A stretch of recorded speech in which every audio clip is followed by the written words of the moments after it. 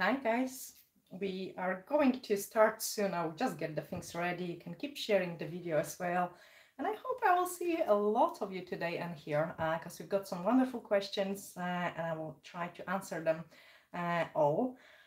So I'm just waiting for all of you to join in. And as usual on the live videos, we are giving away some trainings, and today it will be the new wedding nail art training. And all you have to do, guys, is in Google leave us a review. So if you type Dorota Palicka or Desire Nails, you will come up with our website and you can just leave us a review. We've got only 3 at the moment, and from all those reviews we will pick up the winner tomorrow and we will give away those free wedding nail art training. Hi guys, I'm glad to see you joining in. Carrie, Jane, Willie Good Nail, Creative Draft. Hi guys, I'm really glad to see you all in here. You have, hi Cheryl, you have left me quite a few nice and interesting questions on the community tab, and I've got them here in front of me as well, and I will be starting answering those questions, but you can write them here as well.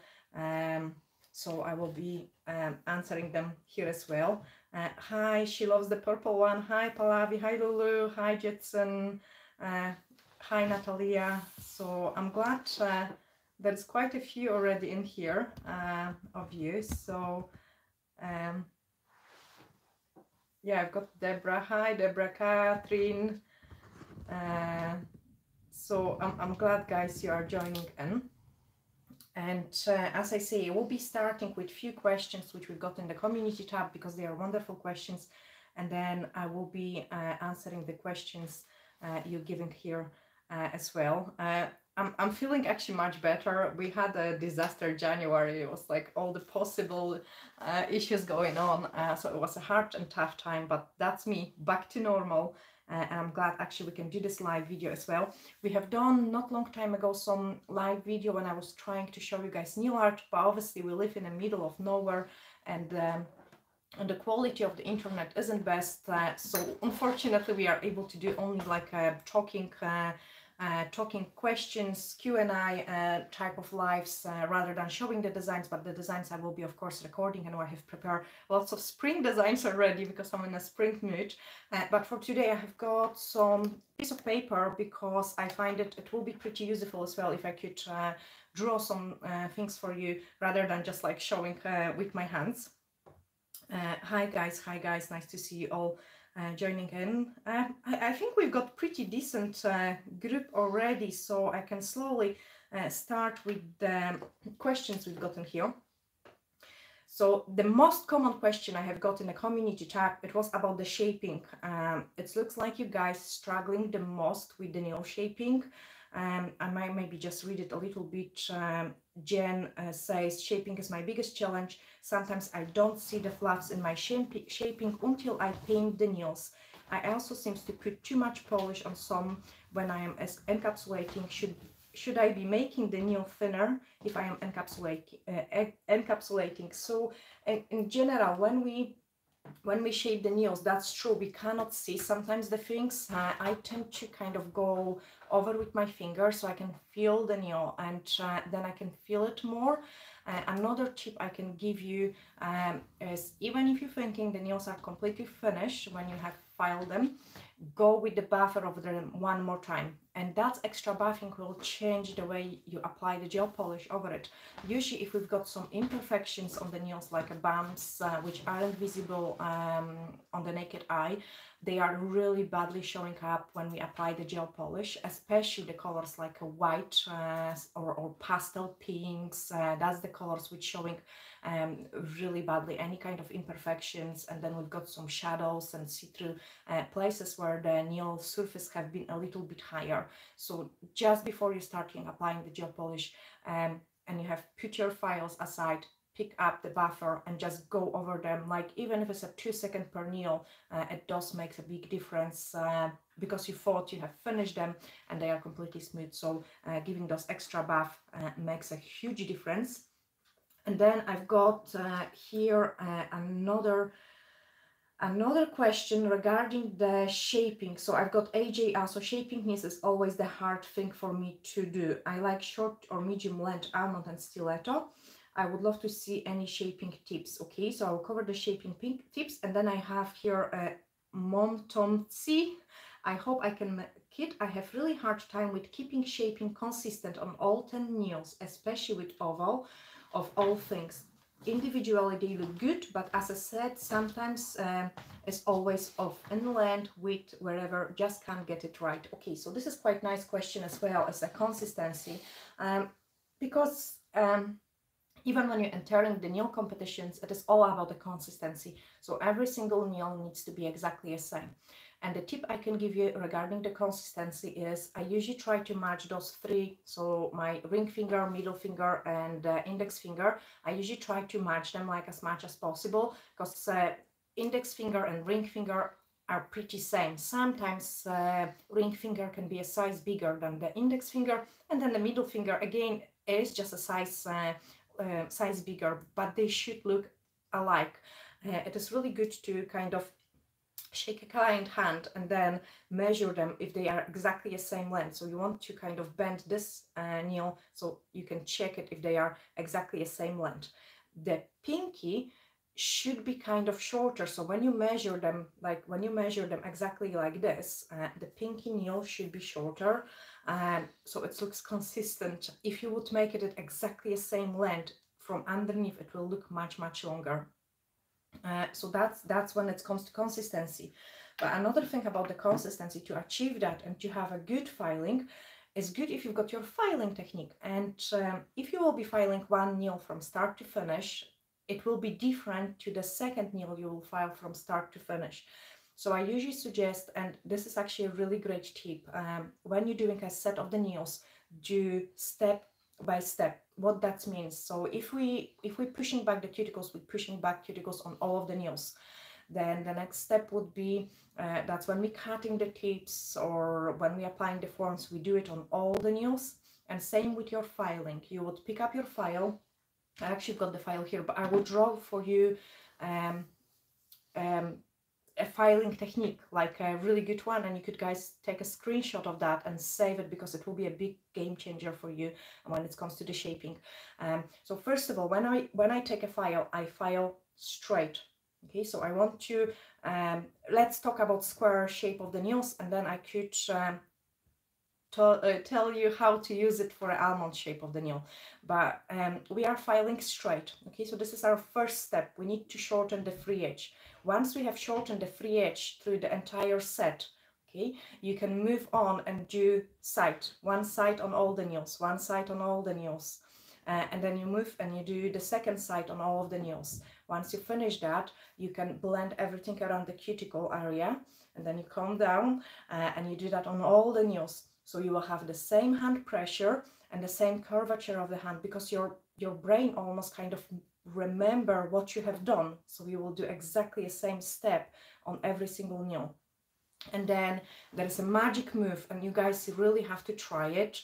The nails, I will promise I draw the picture for you in a minute as well. So this is a shape of the nail, like it's a kind of a C-curve shape, okay? And if we will be filing, so this is our file, and if we will file like here and then maybe there, as a random filing, and we're making a random shape, what I suggest you do it is keep a contact with the nail from the one side, and you file like this.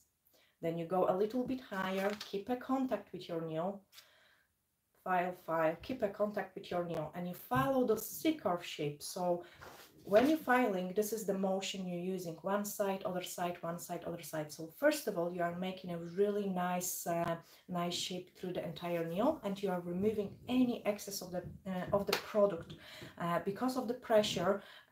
If you've got kind of even pressure, you will only remove the places where you've got too much product. But if you kind of all over the nail, you might end up over filing one place and then you're having too much product on the other place. So this is a really important tip. And once I did understood those filing technique, it was much easier for me to do the set of the nails, which was consistent and looking same. But let's draw those filing technique step by step, and I always do it for my students. I always do it for my students as well.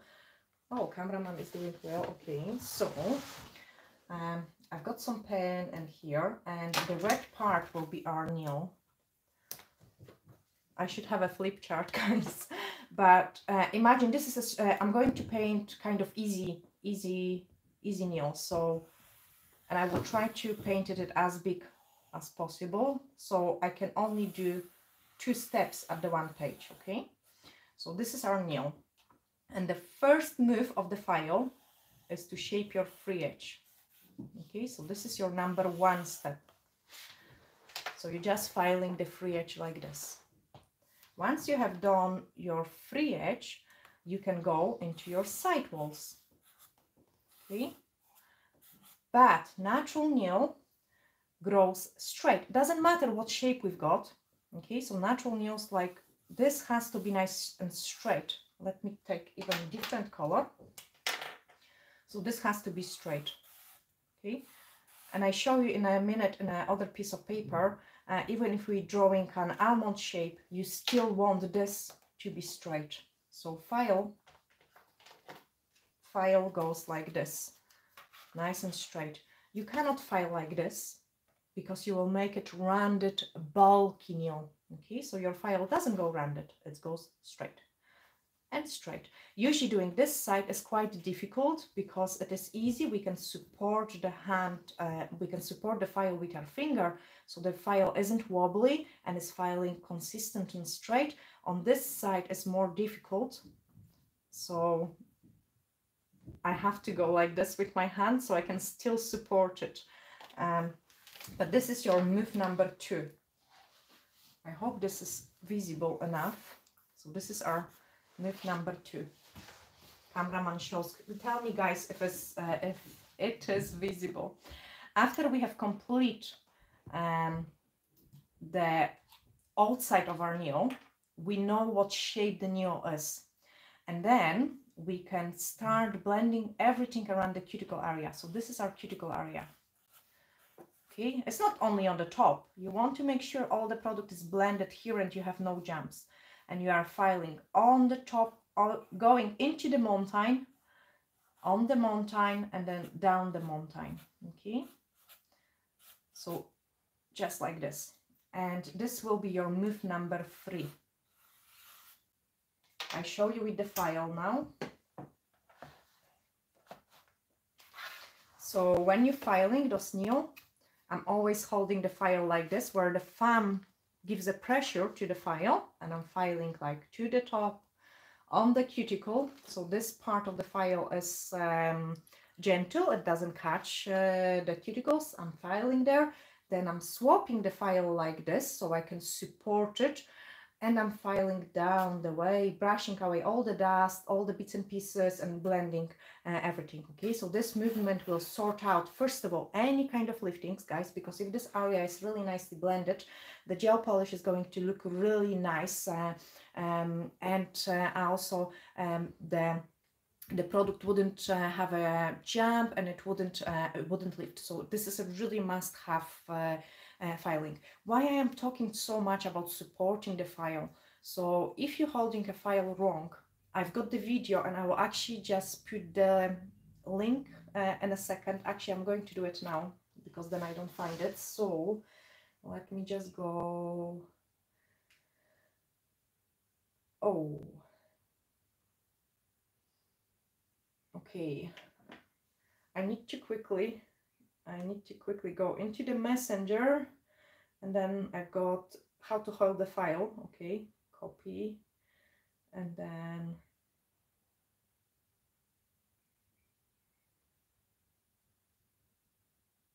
YouTube. Okay, I can't do that. Terrible cameraman, you probably have to do it because I got lost now. But what to do? So I had some live chat which disappeared for me now, and I can't see it. I'm terrible. Oh, I've got it here. Okay, guys, it is okay. I've got it here. So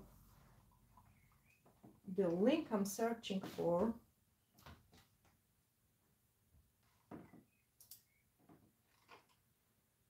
File hold, that was NQ. File hold. Okay, there we are. So I have just included, guys, the link how to hold the file, and it will be much easier when I explain it there because I'm doing it on my actual client. But you don't want your file in general, you don't want your file to be wobbly. That's why we need to support the file with our fingers for effective filing. Another very important tip is if we're filing like this in a one place, like lots of small movements, we're producing lots of heat and we are not effective in a filing. When we file, we need to do long moves, and we need to support it with the finger, which is pressing on the file, and we filing those kind of way. I know it sounds scary and it sounds difficult, especially when you're a beginner nail technician, because you might be scared that you are going to cut your client. But if you remove the sharp edges from your file, it isn't as easy to cut the client if you really don't have those sharp edges. Okay, so that's a one thing. And another movement, so that's the fourth. So we've got those three movements here, and then the next movement. So let me draw quickly the nail. Okay, and the movement number 4, that's your movement all over. Okay,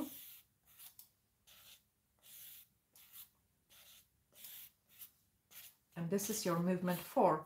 So we cannot miss any place in the nail because we're filing the entire nail. And what you do with your file is you hold it like this, like I show you on this, like I have showed you on this one. So this is your nail, and you're going one side to the top, other side, and you're filing like this.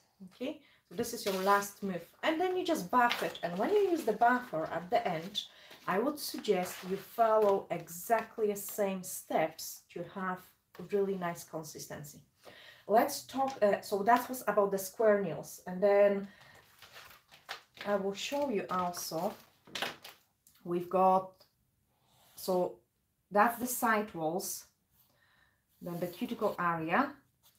So this is a natural nail, and then if we're going for a, say, almond or a pointy nails, I will do pointy because it's easier painting upside down like this. Oh gosh, this is bad. Okay, you still want those side walls to be nice and straight, so it doesn't matter what shape you're filing, this part of the nail is always straight. Okay, and then you're filing, if it will be an almond shape, I still like to do it almost in a point, because I can see it where is the middle, so my point is in the middle, and then I can just round it off. I find it that's the easiest way to file it. But remember, doesn't matter what shape we do, we don't want the nails to look like this. Okay, because that was quite difficult for me to understand when I was the beginning nail technician. When I was filing, my nails was looking like this, like rounded on the side walls. We don't want those roundness because the natural nails aren't rounded there. So check your natural nails. They either go into the V shape, and not V shape, they go like an they go tapers. Oh, they just go like a bit wider shape, or they really nice and straight on the side walls, but they don't go rounded. So that's when it comes to the filing. And now I will answer 1 or 2 questions from the chat, because I need to catch up what you have been guys writing to me. So hi, and then I've got iCordy asking about the gel polish HEMA-free from the Upvoted. You can drop me an email on ibiza@hotmail.co.uk, or go into our website, which is www.dorotapalicka.com, and press contact us, and then I can send you the material safety data sheets, like with all the information and the ingredients, because most of the range is HEMA-free, but there are some colors which contain some HEMA. Okay, so if you send me the if you drop me a message, then I will be able to send you the safety sheets. So hi guys, remember to keep sharing the channel as well. And also, if you go into the Google and you search our website, which is Dorota Palicka or Desire News, and if you write us a review, we will pick up a winner tomorrow from all the reviews, and we will give away free training of the wedding style nail art, which is just newly listed on our website. So that will go to the lucky winner from all the reviews. We will receive. Cameraman is actually searching it on the, oh yeah, you can actually show it as well. So if you just go into the, I'm not sure if yes, it's visible. Yeah. Okay, so if you just go into the Google and you search Desire News or Dorota Palicka, you should get our website there, and then there are Google reviews here. So if you click into it, you can just leave us a review, and we will pick up a one person to receive our free nail art training. What else we've got? I've got Creative Draw asking, please make videos on one stroke. I did 2 beautiful one stroke flowers. Actually, cameraman maybe is going to bring it, the last case, the top one from the new art. Cameraman is going to bring it. So I recorded already 2 videos for the spring, because I'm so into the spring mood, and there will be lots of one stroke tutorials. There is also a full playlist of the one stroke videos on the YouTube as well, so you can check that. Deborah says that shaping is the biggest struggle as well. So guys, go into those links as well. Like, I'm showing how to hold the file, and I'm explaining it in the video. But if you still find that you would like to receive more information regarding the shaping, I will produce like a proper video where we record the things, and then you could guys watch this video as well. Then I've got Poppy. How do you know how to apply certain powders? They are all different. There is also Poppy. There is also a video on the channel where I explain how to apply the powders. Usually the chrome powders goes on top of the no wipe gel, so you have to cure it. Usually anything from 30 to 60 seconds, and then you wrap this into a cured product. And then mermaid powders, that's the powders which are, or mica powders, that's the powders which are applied into the inhibition layer. So you would cure your gel polish and then wrap into a wet gel, like cured gel polish, but into the inhibition layer of the gel polish, and then the top coat over it. You have to really, once you get a new pigment, I just suggest you just try it, both techniques, and then see which gives you a better results. I've got some cheese. I bought several posts of your fiber gels. They are amazing. What color would you recommend it for darker skin tones? To be honest, like, I think it's also a personal preference as well. I tell you about the colors which we've got. I will do some video as well with the color of them, but we've got milky pink. So milky pink will be the lightest pink, and I like to use this one for the baby boomer, for natural nail extensions, because it just gives those nice, like a very light milky pink. It blends fantastic for those ombre as well. So that's the color I'm using quite a lot in a salon. My favorite one is a perfect rose, and that's what I'm wearing on my nails. And I think that suits like every skin tone, like on the darker nails, like on the darker skin will look fantastic as well, but sort of on the pale ones, like I'm pretty pale and I love this color so much. And then we've got the cover nude, and the cover nude will be the darkest one. It gives a really strong coverage, so like if you are doing a French manicure, or if you need to camouflage the nail beds which have been beaten, that's the cover nude will be a best option for that. Hi Jen, thank you so much. I really appreciate it. I've got, hi guys, how guys. I'm glad you have enjoyed the tip when we was talking about the filing. Then I've got another question. What is the difference? So that's one some cheese. What is the difference between the gels in a crystal pots and the gel in a black pots? Okay, so in general, the New Perfect pots have been in a blink. You used to have seen me doing using a fiber gel from New Perfect in a blink pot. Recently, New Perfect thought like we don't want the blink pots anymore, and I felt like, you know, someone threw a stone into my head. I was almost crying because I love the New Perfect fiber gels and crystal pots so much that I was depressed probably for 2 days having this information. And then I thought, no, I'm going to contact the main head office, and they told me they are not going to introduce those pots back. Instead of that, they will do the matte ones. So it is the same stuff, just in a different packaging. And then I thought like, no, I love the blink pots too much. I cannot live without of them, and they are so me.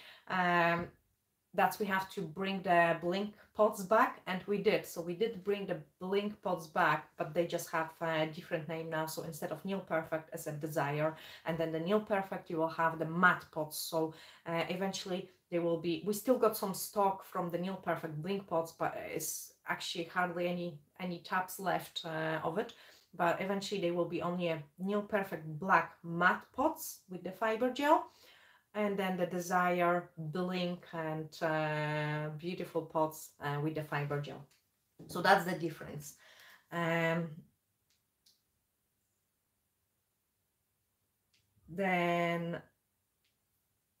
okay, I'm glad it helped.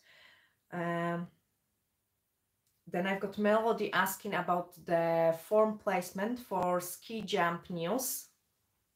And okay, for the ski jump nails, that's the nails which are going up the way. What you could do, you've got two options. One option is you could build up, first of all, just on the natural nail plate. You could even out the surface and then shape it, reapply the form. And then the easiest for me, because less time consuming, would be to apply the nail form.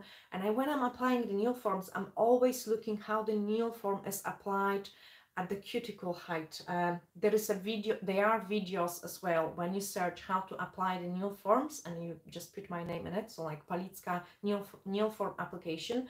I do explain what I mean, how I check the position of the form at the cuticle area, because I want my form, the place to which I extend the nail, to be at the same height what the cuticle is. So doesn't matter what I've got, if I've got a nail which is growing down the way, like, or if it's nail growing really high up. Depending on the length, I place the form a little bit more down, a little bit more up. In general, I want the nail to, once it's finished, I want the nail to come up nice and straight. So depending on the length we go, we would just adjust form to going a little bit down or up. Then another thing is, usually the sky jump nails having a pretty short nail beds, so you will need to trim the nail form on the side as well, so you can slide it kind of nicely underneath of the free edge, and you can pinch it quite nice as well to improve the shape. Without cutting those sides, it might be quite difficult because the form might bend, and then you wouldn't get those nice results. But you really need to check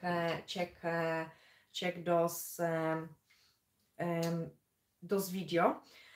Then from the comments in the community tab, I had Jen saying that she's excited to do the live, and she got a question. My question is not exactly how to do things, it's more like what can I do to change my mindset? I hope this question is okay to ask. Of course it is. Any questions are good. If you're kind of depressed from being sick, or have seasonal depression, or even kind of burned out to the point that doing nails seems more like a chore, new word for me, sorry, or you are forcing yourself to do them, or you're just not feeling it, what would you do to bring back those awesome feelings of inspiration and fun?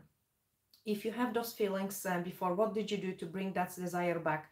I am struggling with few things and I can't seem to get back to the peace I was before some bad things started happening in my life. Okay, so I think we all go through the hard time in our lives, like definitely. And the first thing I would like to advise any of you is do not force it. Do not feel like you have to do it. I give you example on myself as well, because I had few situations like that. And one of them was when I was overworked. I felt like everything is on my shoulders. I'm constantly working, like, and I just stopped enjoying. I didn't feel like as creative. I was feeling more like a robot or a machine, like, you know, doing one client, second client, third client, and it was just constantly just to make up enough clients through the day so I could pay the bills. So this is quite stressful, and that takes away the joy of doing the nails. And then the problem with that was my pricing a little bit as well. Like, we've got pretty big building, and it is quite expensive to rent. The bills are horrendous as well.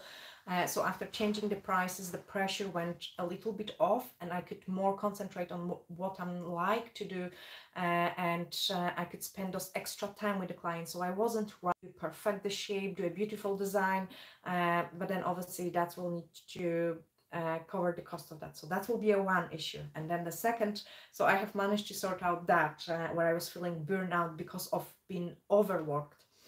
But then sometimes our body is tired as well, and we are not feeling well. So when I had, and that was in actually the winter time, this winter have been really horrendous for me. I was struggling because I wanted to guys produce as many videos as possible. We have kept the entire November and December.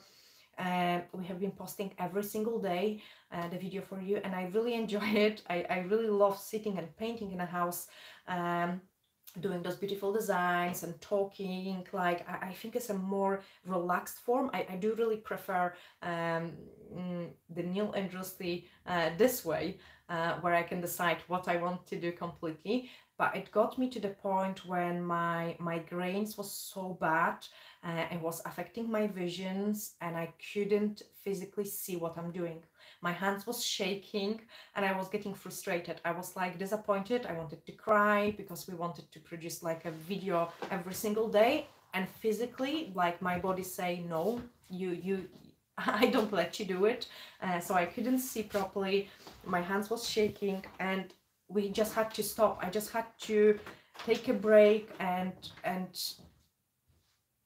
take some rest. Obviously, when I took a rest, things got even worse because I got really ill, and we wasn't able to record actually at all.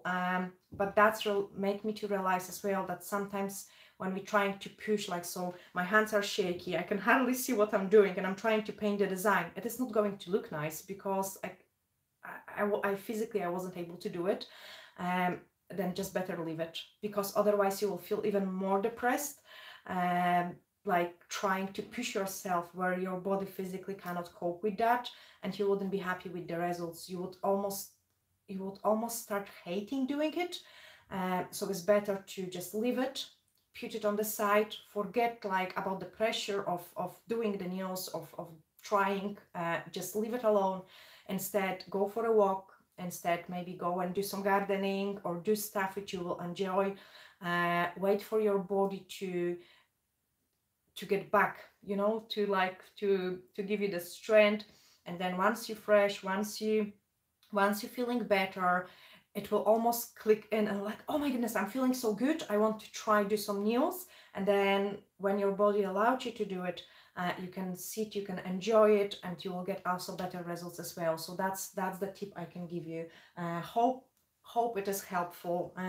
It did help me as well when I realized, like, no, don't force it yourself. Just wait when your body will be able to cope with that. By the way, I'm even start wearing the glasses, so the glasses help with my migraines as well, which is great. Not for every day, only when I'm feeling like a strain on my eyes, I will put them in. Okay, let's see what other questions we've got, guys. But I really enjoy doing those lives as well, because it feels like we are sitting and chatting together as well. And then I've got Cynthia saying the blue show up better on the camera. Okay, I will be using blue and black pens only. I will skip the red, so that's for the future painting. I'm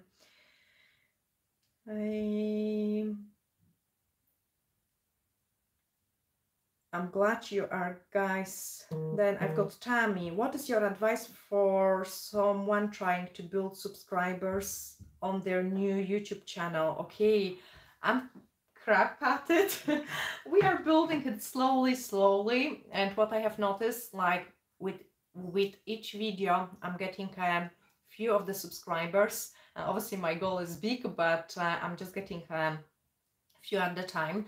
I think you need to kind of keep a contact with your subscribers. You need to be consistent. We was quite lucky because when I posted the first video, and that was years ago, that was a French manicure, the video went kind of viral. We got like quite a few hundreds thousands views, and that's helped it to, when I didn't look even on the channel, and that's helped it to reach me at first in 10,000 subscribers. And I actually didn't do anything. It was just a luck, like completely luck, or maybe they liked the video because there wasn't as many nail technicians, there wasn't as many YouTube channels which was dedicated to the nail industry, so it was much easier. At the moment it is really hard, and I'm kind of struggling myself as well. That's why we are doing those lives as well, and I guess ask you guys to keep sharing, liking, writing the comments, and also if you produce the content where your viewers are watching for a longer period of the time as well, then those videos get shot more times as well, so this way you've got a chance to gain 900 subscribers. I would definitely not recommend it to use some kind of websites where you buy subscribers or the things like that, because eventually the channel will be just like a dead channel, like a ghost town, where you know you've got the number of the people but no one's talked to you, no one's like your videos.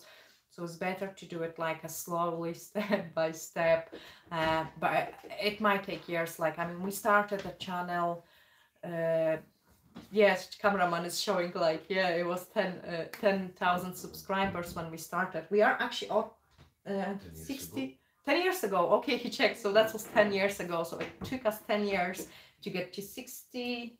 How many of you we've got? We've got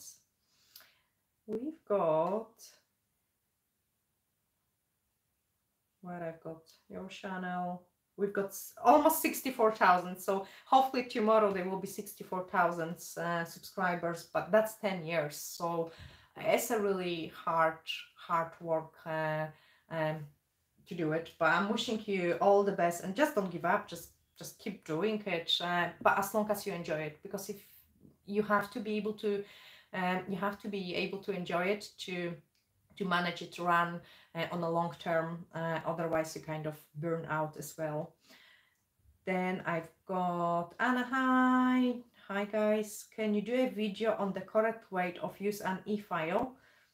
I could actually, I'm going to write some questions and I'm going to show you the ones first I have prepared as well. So I've got e-file.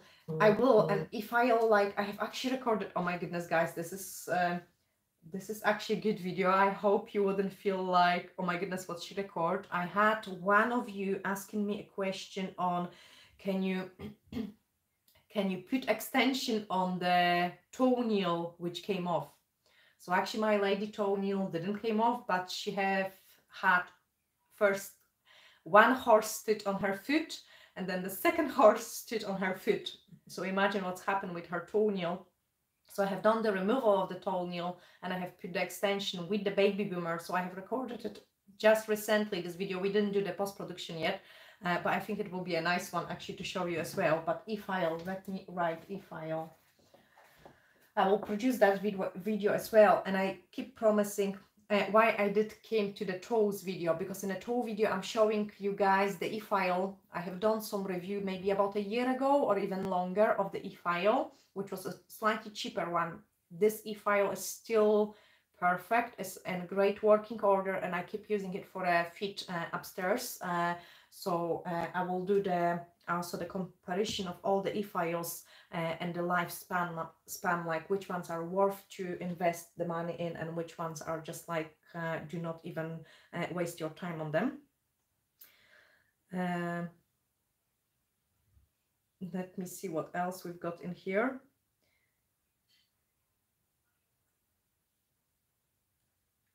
And also remember, guys, if you go into the Google on our Desire News or Dorota Palicka, if you search Dorota Palicka and you write us a review, we will pick up from all the reviews we get.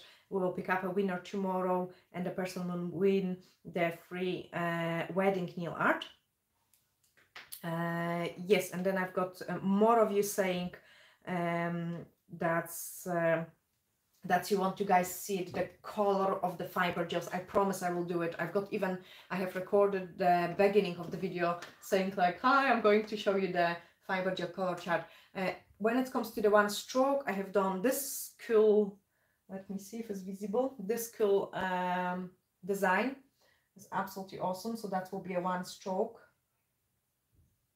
Flowers, nice and pretty.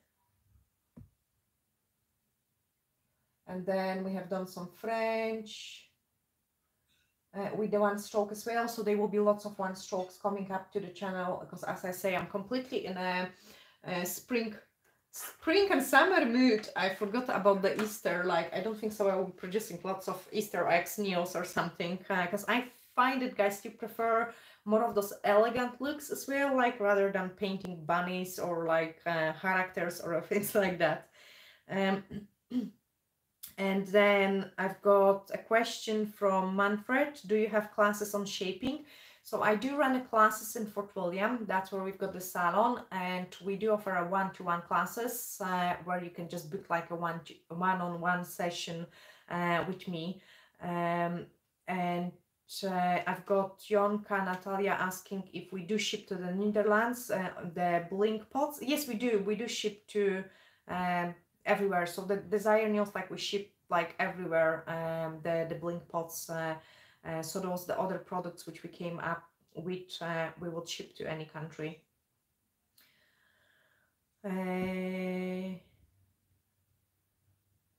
Thank you, Maggie. I'm sure he will really appreciate it, the cameraman.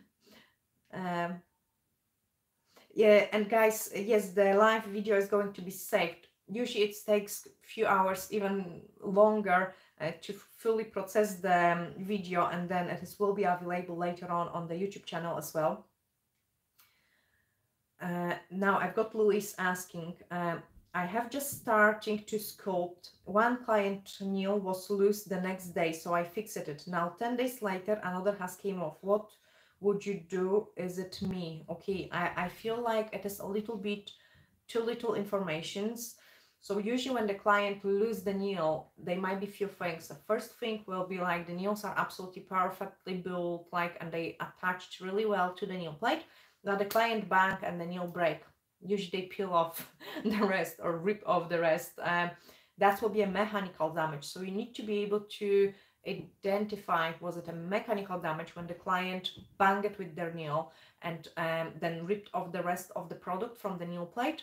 Then it's just a heavy-handed client and you can't do anything about it. So I always, when I get new clients, I explain to them that the nails are a jewels, not a tools, and they need to be careful for any mechanical damage. So like there is a nice video as well where I show how to use the nails, like where we use the knuckles to press the buttons, how to open the cans of Coke, and you know, in general, those kind of bangs aren't good for the nails. So if that's the case, the client will need to change the way they do the things. But also, if you have done wrong prep, say example, the cuticles wasn't removed from the nail plate, the nail plate wasn't scratched enough, the nail plate wasn't dehydrated properly, the product touched the cuticles, it wasn't blended enough, that can cause the lifting. And if there is a lifting, the nail will eventually fall off from the nail plate, then that will be a fault of the nail technician, mostly, but not all the time, because some clients, we class them as a problematic nails and their nails wouldn't hold the product as well, and that's might be due to the medication they take, due to the condition of their natural nails. So there is so many factors, and it's quite hard to answer with the one answer for these questions, because it's a really big one. But I suggest you search also the video where I explain why the nails can come off. if you just type Dorota Palicka, why nails are coming off, why nails are falling off, I do explain like what are the causes for it. It might also happen that you have applied the form kind of like a little bit wrong, or the product wasn't applied even on the site as well, like and that can create like a breaking point. That's why it's so important that we've got the product exactly the same thickness through the entire surface of the nail, because if there will be any place which has less product, that will be your breaking point, and that's the place where the extension is going to break as well. So another question, Rachel, how do you best avoid strain your body when doing detail work? Is there a product like magnifying lamp or something you like to use? So I used to have fantastic eyes and I didn't have to use anything. Recently, obviously, I'm just getting older and older. My eyes went away. It was so frustrating. I couldn't see. I couldn't concentrate my eyes at all. So eventually I just went to the optician and I got some glasses, and guys, oh my goodness, they are fantastic. They are unbelievable. I can paint the smallest thing ever now. I have them just a really short period of the time. I don't use them often. I use them always for the eyelash extensions, and like it's so easy to do the eyelash extensions, even if the client has hardly visible lashes, like it's so easy to do them with the glasses. But I know I have been at the dentist as well, and my dentist has used some glasses, magnifying glasses, and she has like a wee torchlight on those glasses as well. I can't remember how they are called, but before I have got the prescription for my real glasses, reading glasses, she told me the name of that, and I was looking at it because I thought I want to buy it. Let me search if I can if I can find it, the name of those glasses.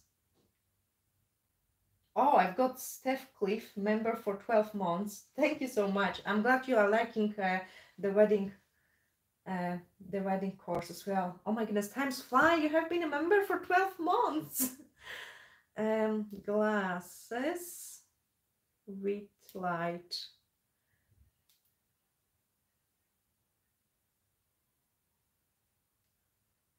Yeah, there is like, and they even they aren't actually even as expensive. You could find them for even like a £10.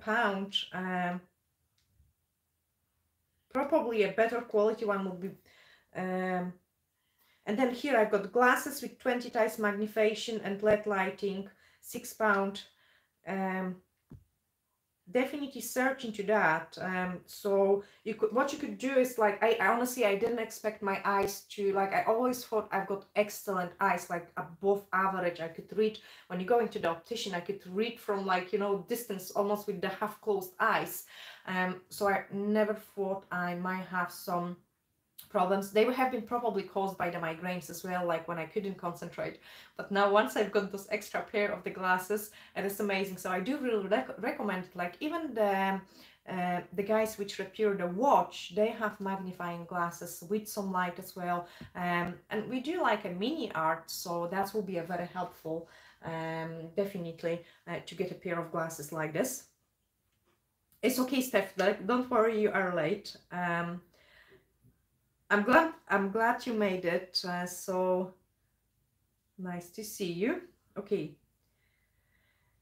And I've got another person asking about the classes on shaping. If you want, guys, I could produce the class on shaping only. So, because basically most of the time I'm producing nail art classes, because I feel like when you're doing a nail art classes, it can be a recorded class where you can kind of like learn on recorded basis, where when it comes to technique, when it comes to struggles, I feel like person face to face, that's the best training. So if you can like if you could think of the time with suits, you could just get in touch and come up to Fort William and we could do one-to-one class.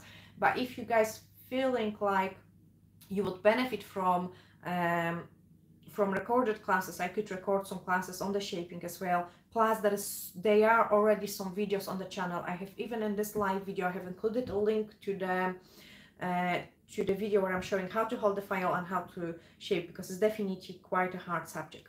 Okay, what else we've got in here? Amber. Oh, hi Amber from Fort William. Yeah, we've got actually quite nice day today. So I think I know you now because your partner have told me that you watch us, and I think it must be you if I get remember. So thank you for supporting from Fort William as well. Then I've got Linda. I have got my first French hard gel short square bouquet in. What would you say is best to do? Sculpt and then use paint for the French? This is a new client. I use all your products, by the way. Awesome. Okay, so if you're having a French manicure, depending what is your technique, so like in my salon, 90% of the clients, we do it on the tips. Tips are quicker, tips are easier, and we charge kind of less for the tips, and then for sculpted nails we charge more. So not every client can afford it, not every client wants the sculpted nails. So I would leave the technique for you. You could either do it on the tips or you could either do it sculpted, depending on your clients, depending on your pricing.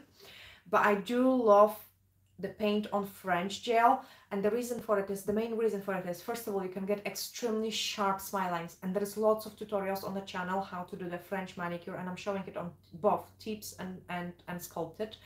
But you painted it on top of the finished nail, and then you can seal it with the top coat. If you after perfection, like, you could buff the top coat and reapply the top coat, and then you've got absolutely perfect French manicure look. But what I love about it the most is when the client comes back for rebalance, because it isn't a structure French, you don't have to soak it off and you don't have to start again. You can just file off the color from the top, the French, and then do completely brand new design. And that's the reason why I prefer the paint on gels rather to the sculpted ones, like not sculpted, structured ones, when we use the entire white part as a gel all the way through it, where you basically have to just remove it if you want to apply something different when the client comes back. Then I've got another Sherry. Every time I watch your channel, I share. Thank you so much. Thank you. Hi. What are the, okay, I've got here about the allergics as well. Okay, what are the most allergenic ingredients? What should we look out for? Okay, to be honest, like any kind of ingredients as chemicals, so everything around us is chemicals as well, except the electricity, like, and the light. So we could be allergic to anything. I actually discovered that recently I become allergic to the parsley, the green stuff, parsley, it is parsley, the green stuff, and I can quite badly swollen up after it. I've got also allergy to some sort of tablets as well. I'm sensitive to the monomer, so I have to watch out how I'm using the products. But to be honest, like, quite a lot of you've got like a really bad thoughts about HEMA, say example. HEMA is ingredients which help the product to adhere to the natural nails, and it's not necessarily the chemical which is so bad, but it's a percentage of those chemical which is bad. Okay, so what we always say is, it's not the poison which is poisonous, it's the amount of the poison you get. Okay, so say example, if you've got a very highly concentrated HEMA in a product, it will straight away give you the allergy. It's much cheaper ingredient, that's why they prefer to use it. And most like good quality products, like we've got in the fiber gels, that is DHEMA, and this one is much more expensive, but it's less likely to cause us severe allergies. But again, it will be all depending on the percentage of the chemical which are included in your products, and also depending on the usage of those products as well, because the nail products aren't designed to be applied on top of the skin. So if we working a bit messy and we touching the products, we don't care, oh, it will never happen to me, eventually it will happen. That's when the trouble starts. And same for the clients, if we kind of working pretty messy, that's when the trouble can start. And the acrylics is the same thing as well. Acrylics cure 48 hours, and quite often the nail technician forgets about it. That's the uncured product, is the danger product. And when they're shaping the nails, they're creating the dust, which is quite highly allergenic as well, because it's uncured product. So always make sure you clean clients' hands properly after the service. You don't leave any dust underneath. You do clean your hands properly after each client as well, so you don't carry on the dust on your hands, because that can give you an allergies, because the product wasn't fully cured. And same with the gels.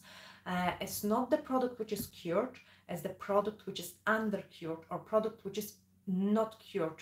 So make sure you cure your products properly. And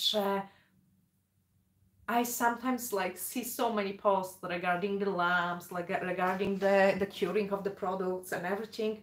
And I think the answer isn't as easy, because each of us applying different thickness of the product.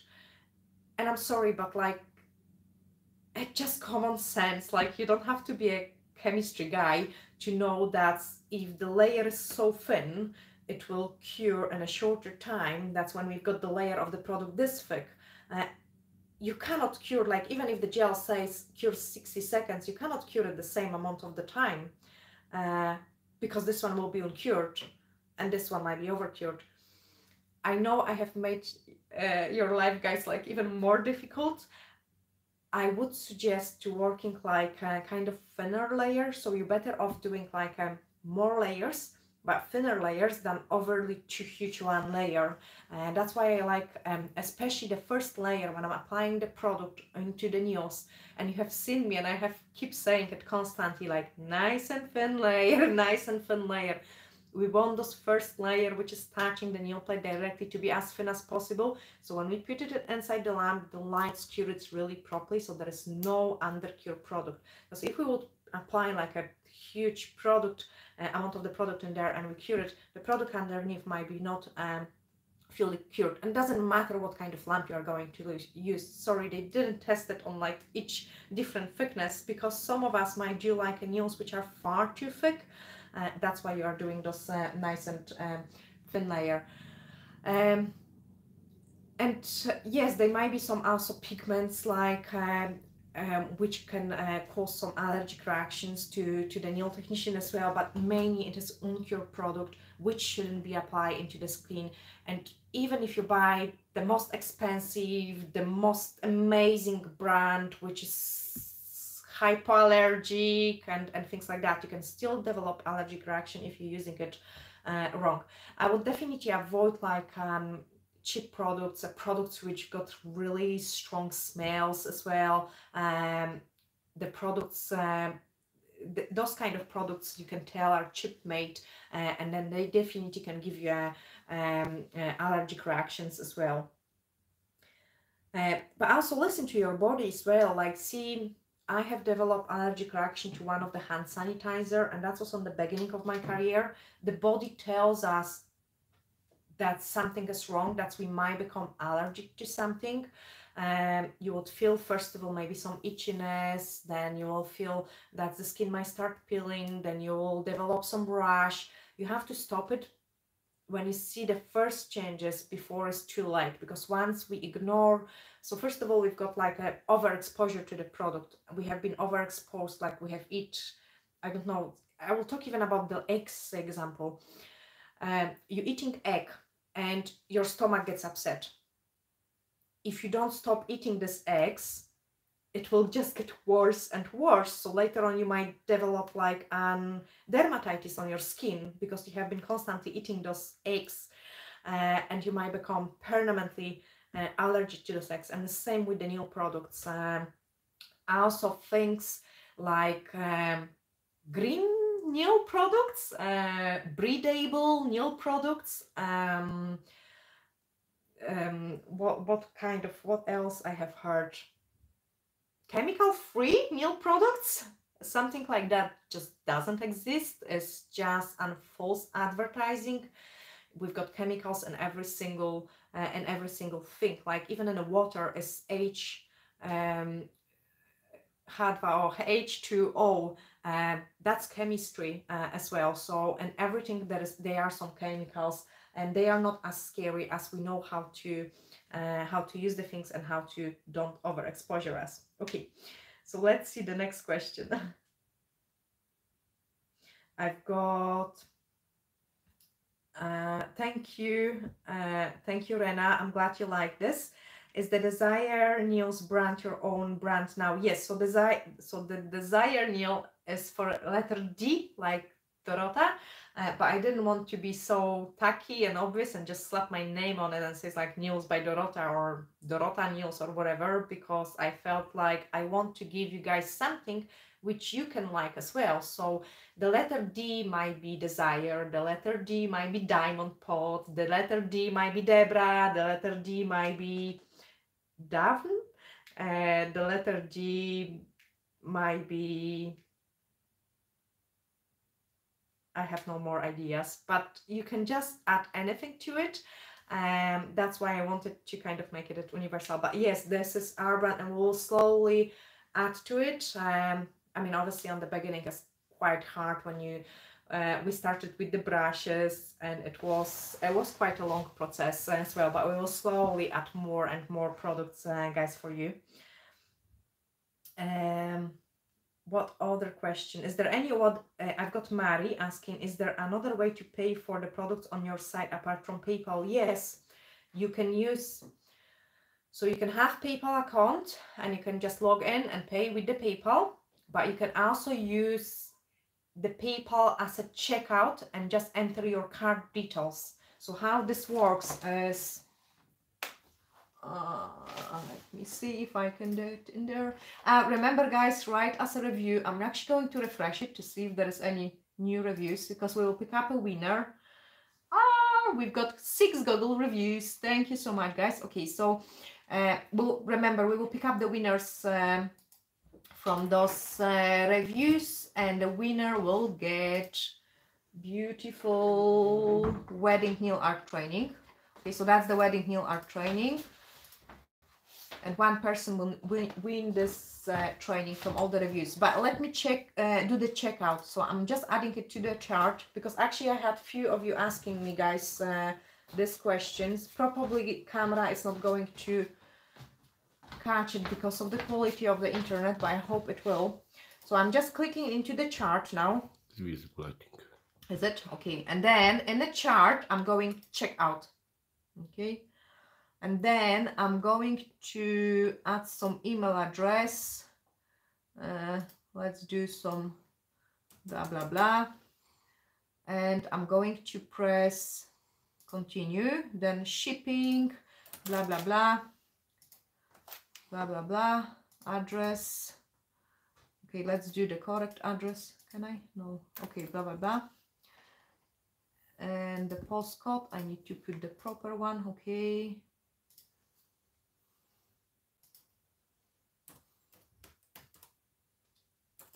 Okay, and then UK. Okay, so I'm just pressing continue. Cameraman says it's showing.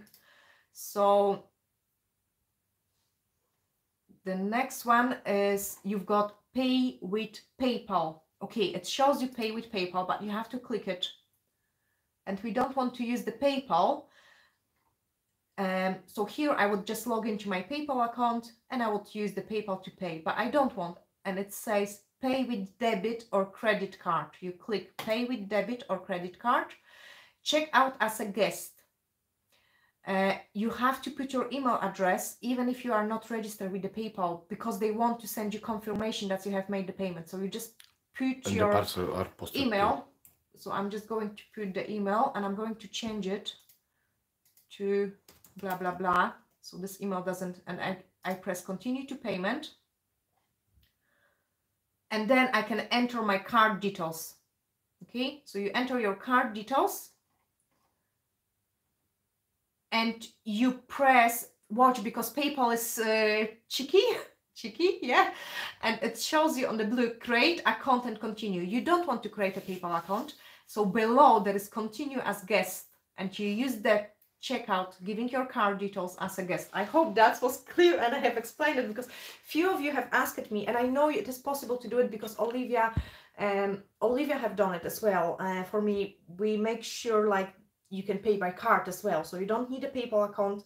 Just do not get catch into the trap of registering the account, because obviously PayPal is pushing for you to register account, but you can clearly do it as a guest without an account, just using your card. Okay, now I need to go back, guys, to that question which I had in the community chat, because there was few questions. Also tell me, guys, if you're enjoying this style of life, because sometimes I'm feeling like I wish to give you more and I wish to be able to produce the live when we're talking about, so when I can show you the new art as well through the live, but unfortunately the internet quality wouldn't get us through that, like not a chance. And then I've got Candice. I'm looking for a good lighting when doing my nails. I struggle to see properly at times when it's dark. I need a close-up light. Actually, those glasses which I have been talking before, the glasses, so magnifying glasses with the light will be a probably fantastic solution for you. And yes, the ring light which we've got 2 ring lights, and they are good enough. They don't cure the products, but some light can cure the product. So again, it's a matter of testing what products would be bad. I would love what lighting would cure your products. Then I've got Rena. I would love to know how you set up to video as well as taking photos, lighting, cameras, staying in frame. Would also like to know more about crystal placement and how to come up with new ideas for placement. Okay, so crystal placements, there is a full playlist. I'm actually going to, I'm scared to touch anything in case I make a mess and I cannot find it then, but okay, YouTube Studio. I'm going to search for a playlist.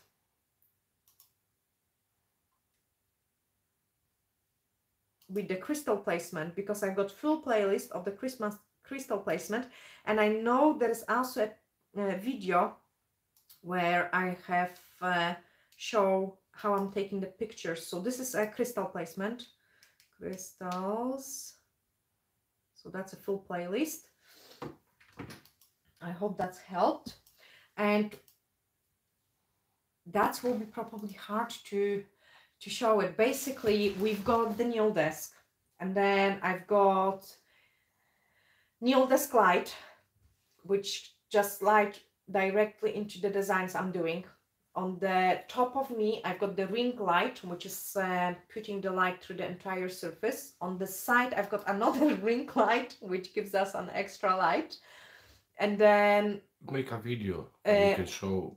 Yeah, cameraman says he can make a video with the setup or something. How we've got the how we've got everything set up in there. So yeah, that's what because probably changes. Yeah, we change the things, like, you know, sometimes it is hard for us as well. So we change the things. Okay, let me check the next questions. The crystal placement, I find the playlist. Yeah. I had the video how was, I know that was Sierra's, that was the knitted look. I have done a knitted look nails, and I have showed at the end how to take pictures of the nails as well, what to do and what to don't do with it as well. Okay, let me see the other questions, guys.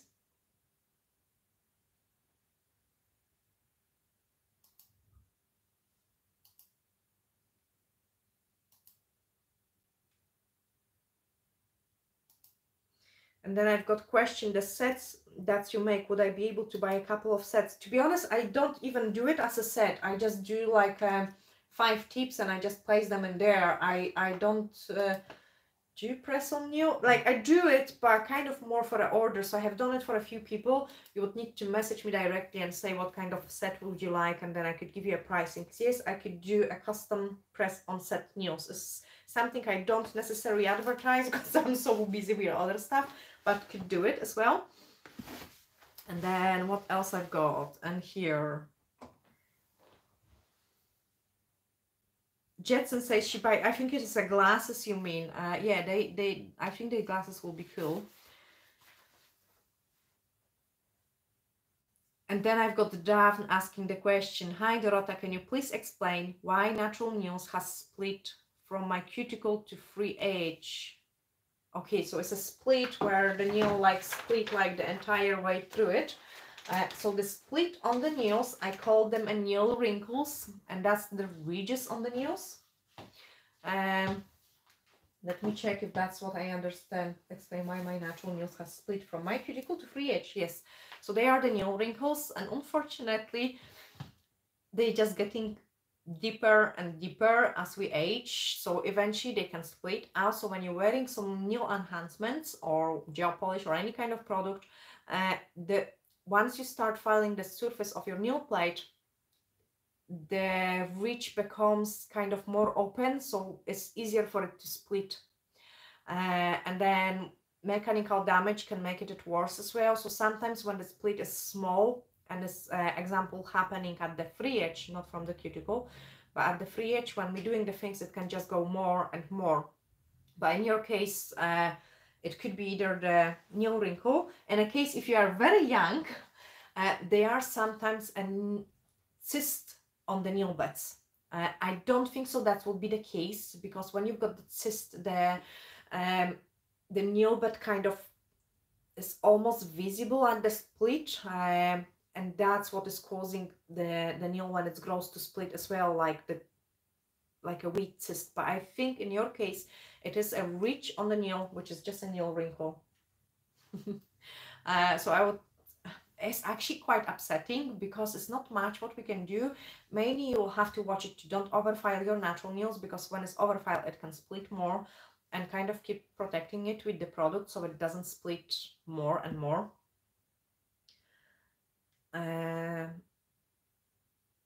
Do you make your nails a little thinner when you are encapsulating? My nails turn out bulky when I encapsulate. So I do, no, I would say I would make a same thickness. Maybe try to do it differently, because what was my problem on the beginning when I was doing encapsulation, I have put too much product first, then I have encapsulated glitters and more glitter and more glitter, and then when I put the clear, even if it was thin, the nail was still quite bulky. So you're better off starting nice and thin layer, and then glitter, and then the clear on top of it, so you can file away the excess of the product. And another thing which I can which will be awesome tip for you, Jen, is when you use products to encapsulate, flatten it. So when I apply the glitter, and some glitters can be really chunky, again, search glitter encapsulation on my channel, and there's lots of tutorials how I'm doing it. But when what I do is I'm applying nice and thin layer, cure it, another nice and thin layer, and into the wet gel I put my glitter. Once I have put my glitter with the messy brush, the dry brush, because if the brush is wet from the gel, the glitter doesn't stick in. So the brush needs to be dry. Pick up the glitter, slap it on the gel, and then the glitter will stick out. So some parts will be really high up, some parts will be flat. Then I take a sponge, a gel sponge, which has holes in it, and I'm flattening all the glitter with this gel sponge. Because I had such a thin layer of the product doesn't spread into the cuticles, the product doesn't run or anything like that. Once it's nice and flat, I can cure it, and then it's very easy for me to encapsulate, because I don't have those huge sticking out particles of the glitter. And this is a big tip which helps to get a really nice glitter encapsulations. What other questions we've got? As we age, or your close vision gets worse. Yeah, unfortunately, that's normal. We feel that. Cameraman is laughing as well. I need to make an appointment to the optician for him as well, because I mean, oh my goodness, guys, this is scary, but yeah. So hard to recording. Hard to recording, isn't it? Even the post-productions of the videos, like he spends so many hours like doing the post-productions, and he says to me like, you better hurry up and make this appointment sooner for me. but they actually don't have it. We live in a small town and you have to wait ages for anything.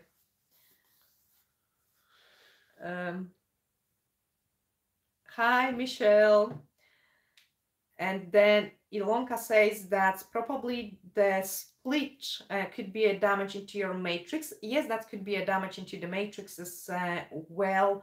And that's why the nail is growing. But I would still say it in most of the cases it's just a nail wrinkle. And that's why it's splitting that way. Quite often the damage to the matrix will be a press or like a bend, which is showing more.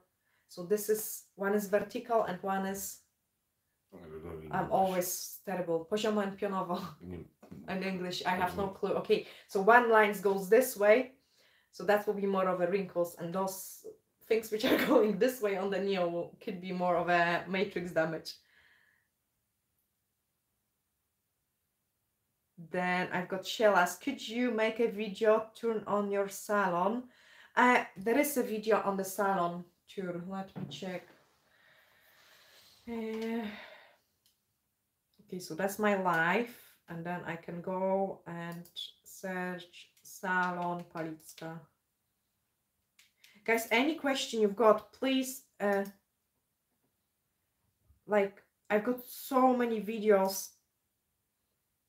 It's actually 577 videos on the channel.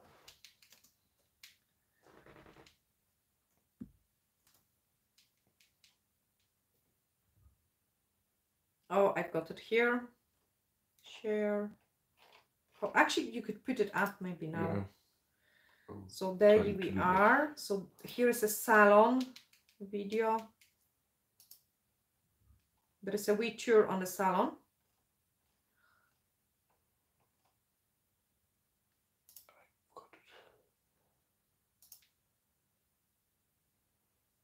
So Sheila's Beauty, there is a cameraman is just putting the video, plus I have sent you the link as well.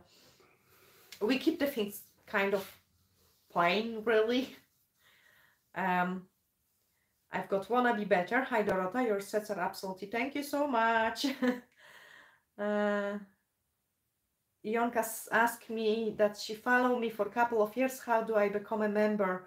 I think on the channel there is a thing like become a member. So say there is a subscribe button and there is also a memberships. And we do have a few different levels. So there are channel levels, the guys which are just supporting us. And sometimes for the channel lovers, I share like a wee free training maybe once a year or something. Cameraman is showing it. And then we've got Neil Queens, which can ask me any questions, and I try to always answer the questions to all the members. And we've got also the Neil Masters. The Neil Masters is one of the highest ones, where every month you receive a free training, access to the free training. The trainings are quite a long videos, and then that's the trainings which we also got on available on the website as well. With the certificate. And you receive the certificate after completing it as well. Yeah.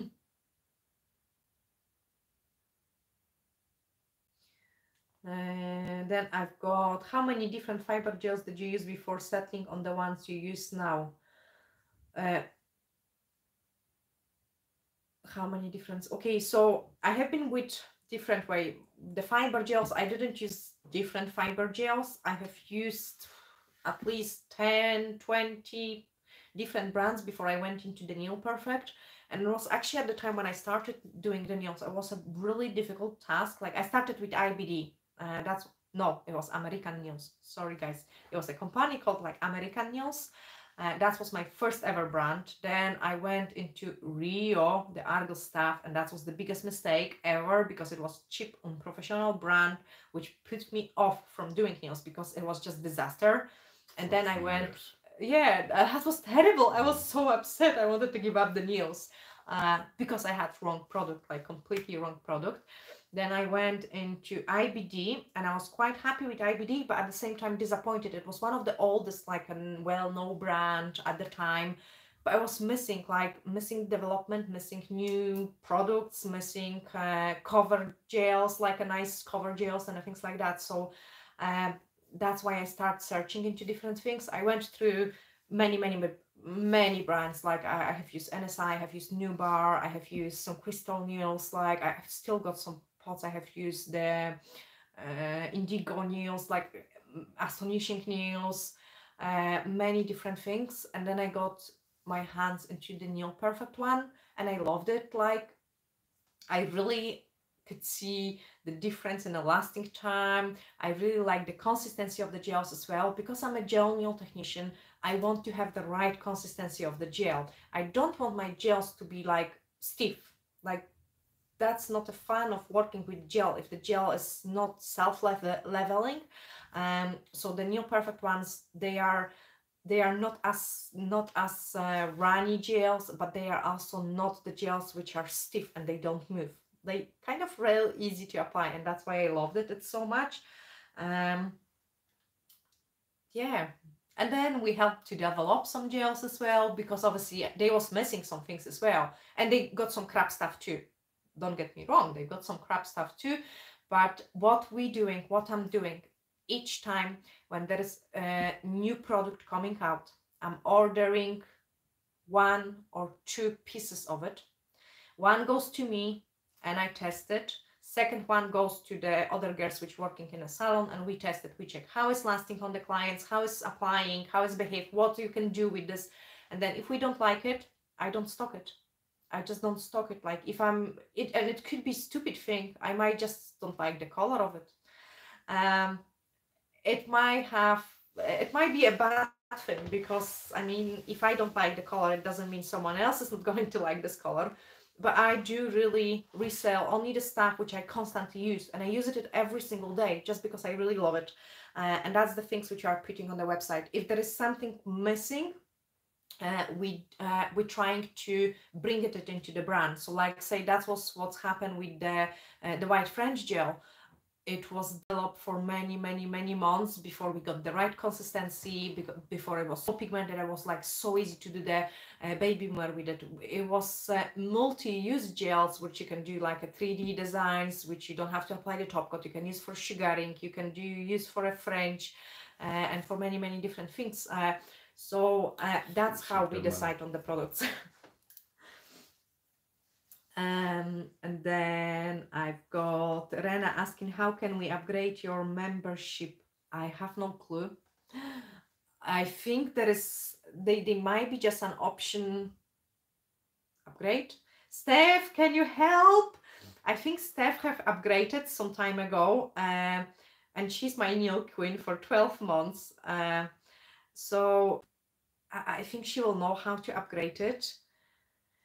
And then got Sharon, what editing program do you use for your videos? Cameraman, you are going to answer this question. Are you okay with that? And then I just go for a quick drink.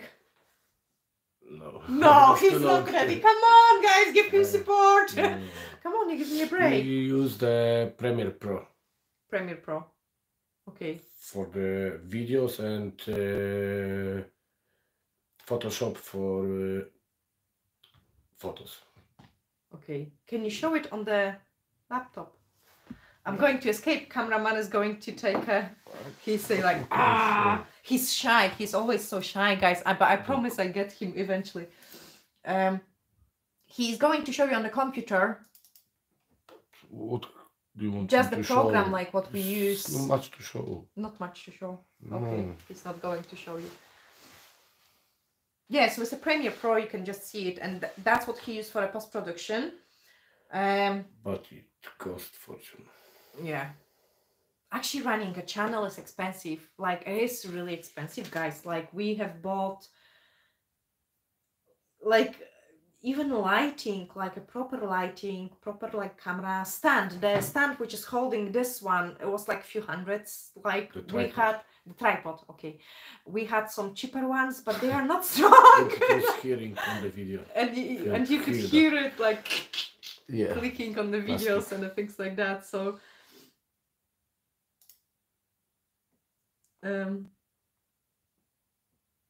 And I've got Darren saying, how old is she? Yes, I would say it is unfortunately the new wrinkle. I'm just getting more and more. But guys, cameraman, give me some vampire facelift. He's awesome, like, you know, he learned how to do the videos post-production. He become a photographer as well, like, so we could run this channel. That's the last video. Which That's the one? next video he's doing here. Oh. Actually, it's quite easy program to operate, I would say as well, because you can easy. I mean, all of them are easy if you know how to use it, I think. On the beginning, everything's hard. For me, hard. it's difficult because the second language, so it's a bit harder. But you're getting better at English as well. Then I've got Sherry. Way back in my teen years, I wanted to learn nails. I went into the school just to use the restroom, and I couldn't find my way out. So the woman wanted my help carrying in the products, and I told her. Sorry, I can't see the rest. Ah, sorry, there's only so many characters you can put it. So I will try. I wanted to learn, so I went for 6 weeks, and because I couldn't get fast, I was cancelled.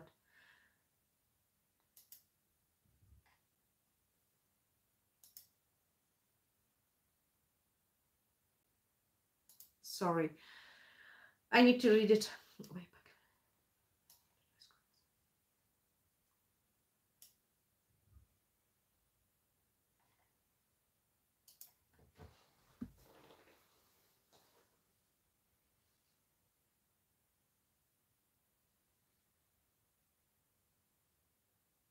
Okay, so they have cancelled you because you couldn't get fast.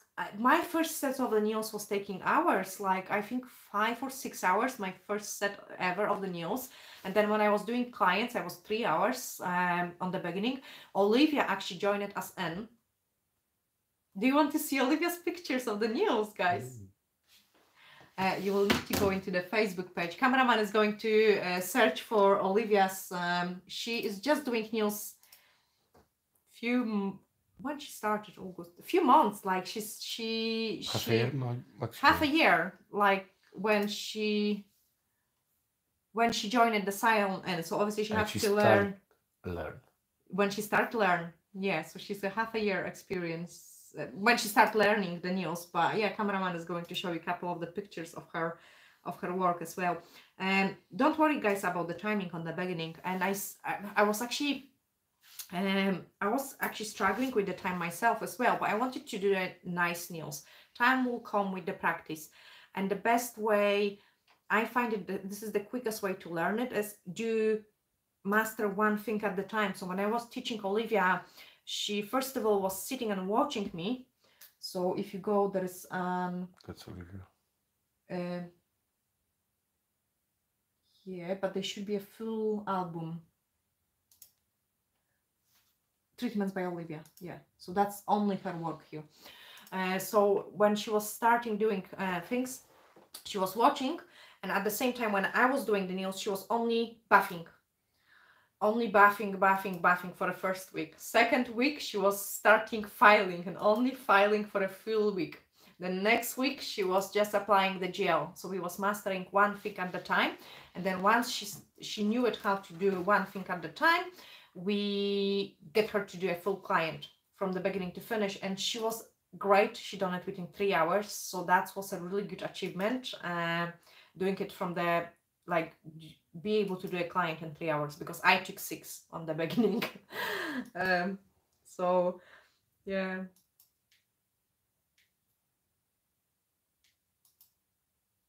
Thank you, Ashley. I'm trying, you know, it's not easy task. It's not easy task. I'm telling you. Cameraman learn how to become a phlebotomist. A phlebotomist is a person who drove the blood, so we could extract the PRP, platelet-rich plasma, rich plasma, to give me some nice facial.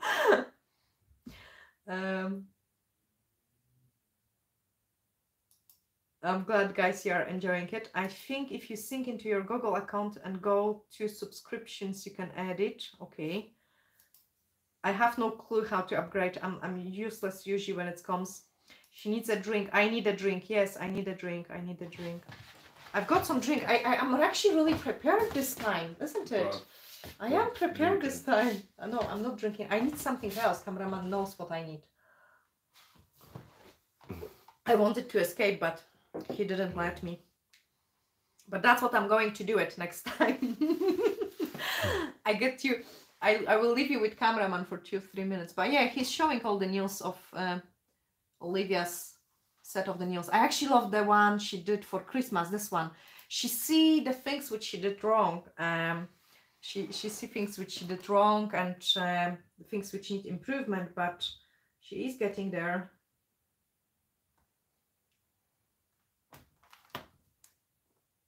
Hi, Yasmin.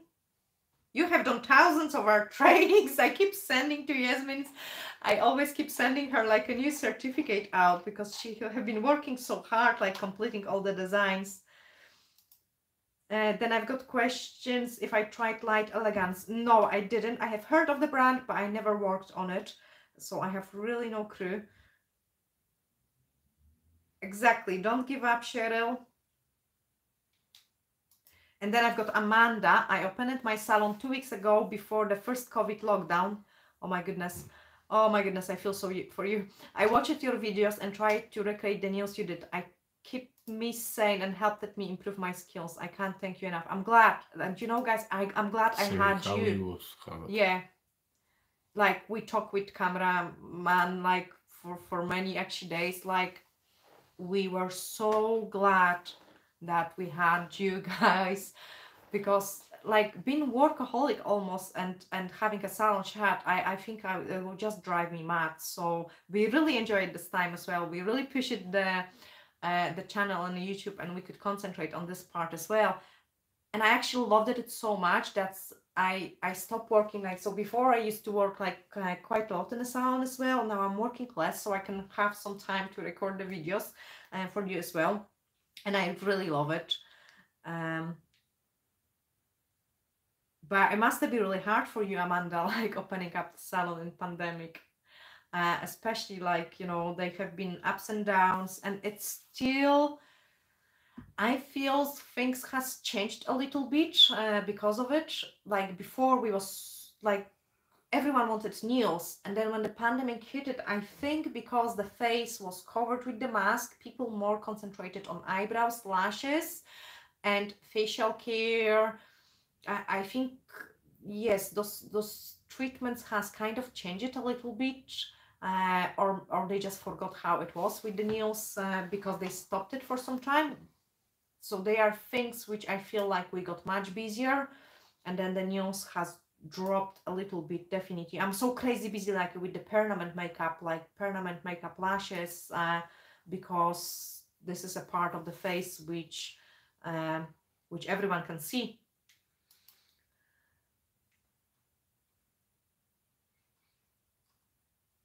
Exactly, Jason. We are all slow when we start.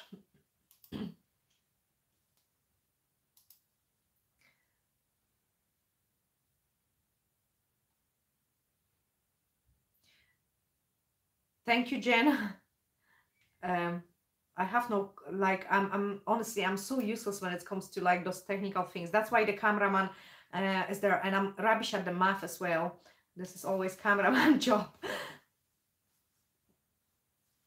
And then I've got Ashley asking, can you do a video on real hand creating an almond nail using almond nails on the real humans? Yes, there is lots of almond nails. I want to do it, so once I will be replacing this hand, I'm hoping to do. Guys, I've got two same hands. First time in a year, I've got two matching hands with the length, with the shape, and with the design.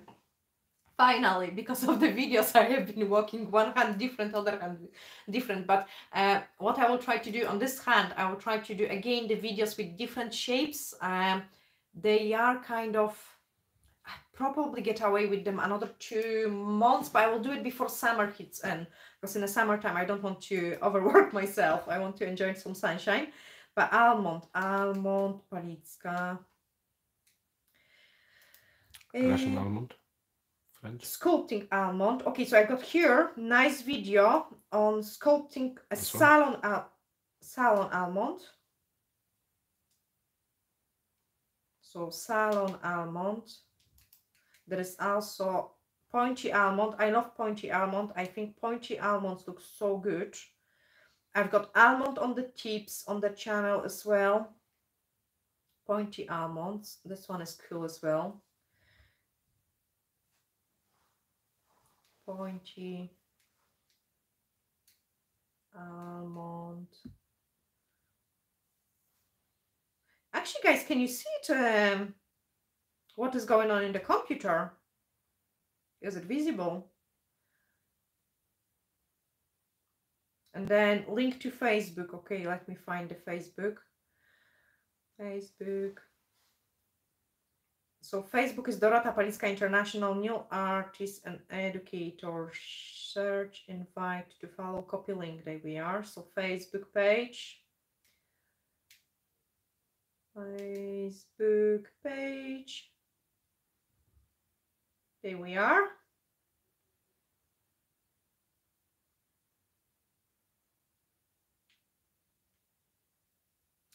Okay, another questions.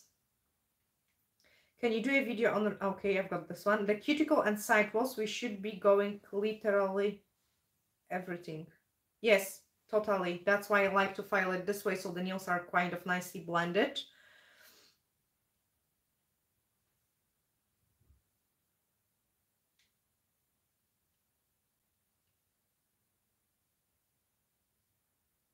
Okay, I've got Ashley. I have been having a hard time getting straight sides. Like they are straight, but they angle up slightly toward the tip. I don't know if that's okay or not. I have tried to angle from down too.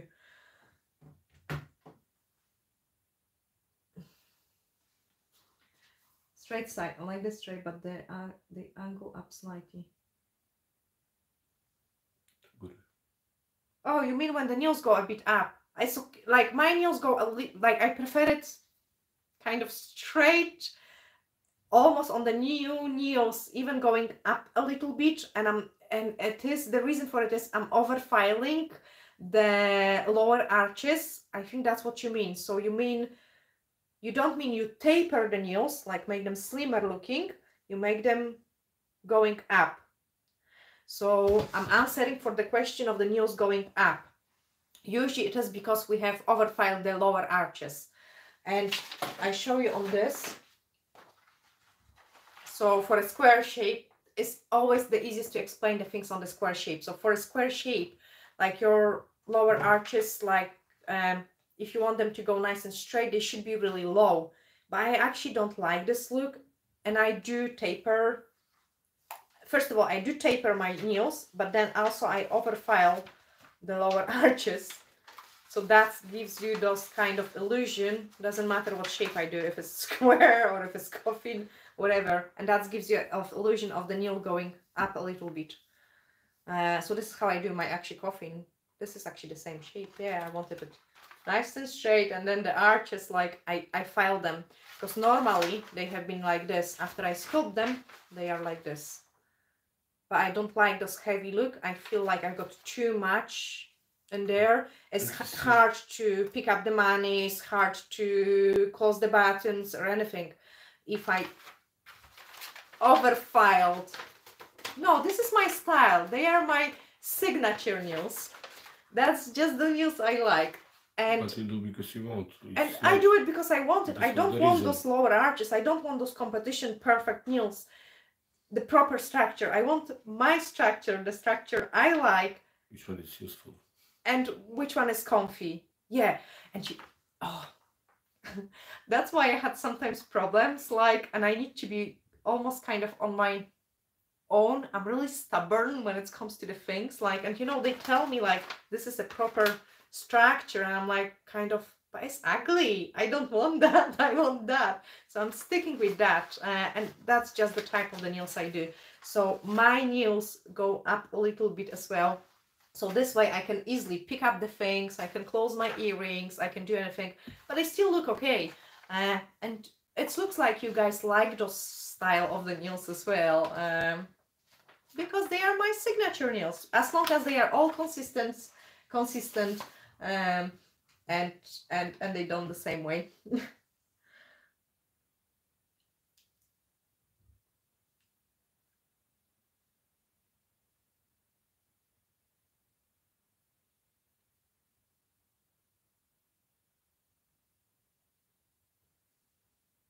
Okay, quickly.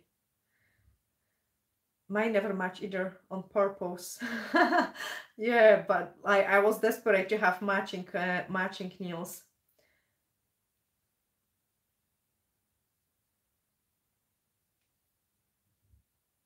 Can you touch on the beauty? Can you touch on the beauty side of nails? Do you pre-book clients in advance? What do you do to build your clients base? Okay, she is asking if I book clients in advance and how to build up the client base. So first of all, yes, we always book in advance. Like it's really rare for me to have some walk-in space, so all my clients are booking in advance. Always. First of all, it's easier for you as well to manage your diary, so you can plan the things. And then once you're long enough in a business, you kind of flow from month to month, and you've got all those regular clients which are booking in every 3, 4, 5, 6 weeks. And how would you build up the clients base? I think first of all, like newspapers, like and things like that is just a waste of money. Like, don't do it. Social medias can be quite good, but you have to be very consistent. Like I have seen so many people like posting one post and then don't post like for months, and then post 20 posts and again don't post for a month. You have to be kind of consistent. So it's say if you example posting a content once a week, do it once a week, but every single week you will be better off doing that than posting like in a one day 10 pictures and then nothing for a month. So social media can be good, but only social media can be only good if you do target your local area. What I mean by that, on YouTube and Facebook, the Facebook website, which I have give you the link, guys, is kind of international. Okay, I want to reach everyone. Doesn't matter where they from, which country they live, what language they speak. I want to reach everyone. And I do invite friends. I can share these things. And then we've got also salon page. On the salon page, I don't want many likes. I don't want people which I don't want my brother to like this page. I don't want my uncle or my granny which lives in Poland like the page, because she doesn't live in Fort William. So on my salon page, I don't need thousands likes. I need just the people which live in this town to liking this page. So when the Facebook showing the picture is showing only to the people, to potential client, because my client is not going to be a lady which lives in America, or my client is not going to be a lady which lives in Germany or Poland. That's happened. It does happen. Cameraman is laughing. Yes, it does happen sometimes as well. But that's from people coming in from different sources, like not from the Facebook for holiday and the things like that. And then it's funny because you get to do the client which say lives in Australia and got its regular nail technician, and then they come back and they say, oh, I had this nails done then and there, and then the nail technician says, oh my goodness, Dorota did your nails, and then they message me like, oh, I had a client, she just came back from holiday and you did her nails. So that's, yeah, that sometimes happens as well. But you want to be only advertising your products to your local area. So quality of the followers, not the quantity, not the numbers. You want the quality people in there. And then word of the mouth. So how does it work? Is like if you do 100 clients and all these 100 clients is happy, only one client for those 100 clients will talk about how amazing you are, and then you do one client wrong or something the client wouldn't like, and this client will talk constantly. So you always have to work 100 times more for the clients to recommend your services. But that's how you build it up. Like with the nails, it was kind of easy for me to build it up because the service was kind of cheaper. The nails are cheaper service. It took me some time to build up my client base for permanent makeup. And it was something which took longer because you cannot just send the picture up on Facebook, or you cannot just like talk to someone like, oh, come in and get it done, because it's some more serious treatment. So it was needed that people did see my work. That's say example, like one lady came and get it done, and then because she had it done, she was happy, her friend from work came in, and then it was two of them in a one workplace. So I grabbed another few ladies, and if they see real results on a real person, then it is easier to attract this kind of clients. Definitely do not fight with salons like overpricing, because it's killing each other, like eventually, because that's what's happened with me as well. Like I mean, we never fight it with other salons. Like I'm quite lucky because we can live quite friendly with other salons. The girls from different places which do the nails, first of all, they buy the products from us, so they come into the salon, they say what stuff they need. Sometimes they need some advice, so they will ask. Many of them actually I have taught as well, and then now they are owning their own salons as well. So I'm trying to you know, don't steal the clients from them, because I want them to succeed as well. So never fight with the other salons. Like even if you find someone saying some nasty things about your business or whatever, do not get involved. Just totally ignore it and concentrate always on your salon. What else to get the clients? I think the quality of your work. If one client is going to be happy, she will just stay with you forever. And then eventually, you know, like when I started, I was laughing to cameraman. We sometimes laugh still, like, you know, we open up the salon, and at the end of the day, when I was working 9 in the morning till 9 p.m., I had £7.20 in the till through the entire day. Like, and we got to pay the bills for it, like really high bills. It was hard. It was really hard. And then I had like, oh my goodness, I've got 3 clients this week. And that's how everyone is starting. Then I say to cameraman, I'm so busy. I've got 3 clients a day. And then I was able to do like, you know, several numbers of the clients a day. And I'm kind of like fully booked all the time. So it takes time. And don't feel upset about it. Just do what you do good, like, and try do it as best as you can, and eventually those clients base will book up. Unfortunately, it takes some time. So cameraman actually start doing some treatments as well, and it is going to take a long time for him to build up his clients base as well, because the treatments are quite advanced as well. I want to 2 years I already do the training. Yeah, 2 years, like, you know, to gain all the qualifications and everything. And like now we are just starting advertising the treatments for him. I was one of the first clients for a facial. And then once people which are my close friends, family, will see the results on me, then they might think, oh, maybe I will try it as well. And that's how it's work. It just takes time. I'm holding qualification for a permanent makeup in general, microbleeding, eyeliner, lips. So I also want to expand this side as well, because at the moment I'm so busy with the microbleeding. Like everyone wants their eyebrows done. So I'm really busy with this treatment, but I want to also expand and start doing more lips. So I will be again advertising for it. Probably what we will do is we might think maybe about some wig competition.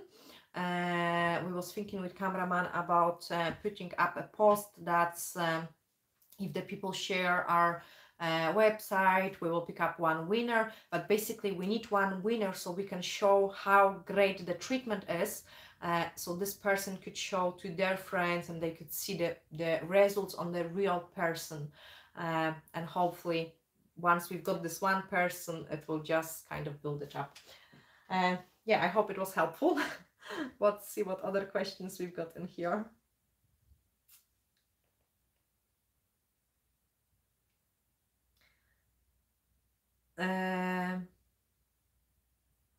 Then I've got Debra saying that she loves the mother almond but have never perfected. Definitely, like any kind of shapes, it takes practice. Like I couldn't, like coffin is my favorite shape, and you guys know that as well. But on the beginning, my coffin shape even didn't look like a coffin shape either. So everything comes with the practice. Then Trev says Semilak is a good brand, and Silkier too. I have actually from Semilak, I've got one gel polish which I need to try out. I had their cuticle bead, which was quite good as well. The Silkier, I don't know at all. Actually, I need to try it, the gel polish. I have used in the past, which I quite like, the Neonials as well. I quite like some of the color range they had. Then I've got Ashley. Okay, so Ashley, you meant that when we was talking about the lower arches, I do what you do. Is there anything wrong with it? Is the structure lost? Yes, we are. It's depending how you look at it. Yes, we are losing a little bit on the structure, but I find that it doesn't, as long as it's not extremely done, it doesn't affect the strength of the nails. So I'm still pinching it quite strongly, but I just don't want those lower arches covering like my fingers too much, because it's just uncomfy. And I think maybe because it's uncomfy, it could actually make the structure a little bit weaker as well, because we are more prone for the damage and the bangs into those sides. It's just the way I like doing the nails, and I'm not going to change it. Like I can do the proper structure as well. I will show like how to do it, like, you know, because I needed to know, like, for competitions, for teaching, I need to know the exact, like, how should it look. And then after I complete the correct structure, I would say, okay, now let's do it my way, and then just either taper it or overfile the lower arches. Same as we did driving the car. Yeah. So I've got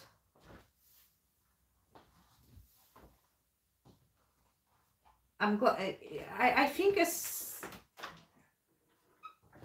Jetson says she liked the low arch.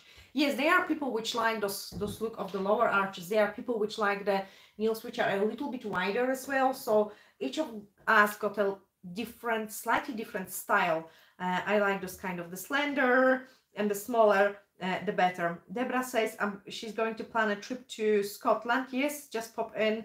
Actually, Highlands are so beautiful. Like, it's really amazing place. Like, a bit quiet, but the nature is absolutely fantastic in there.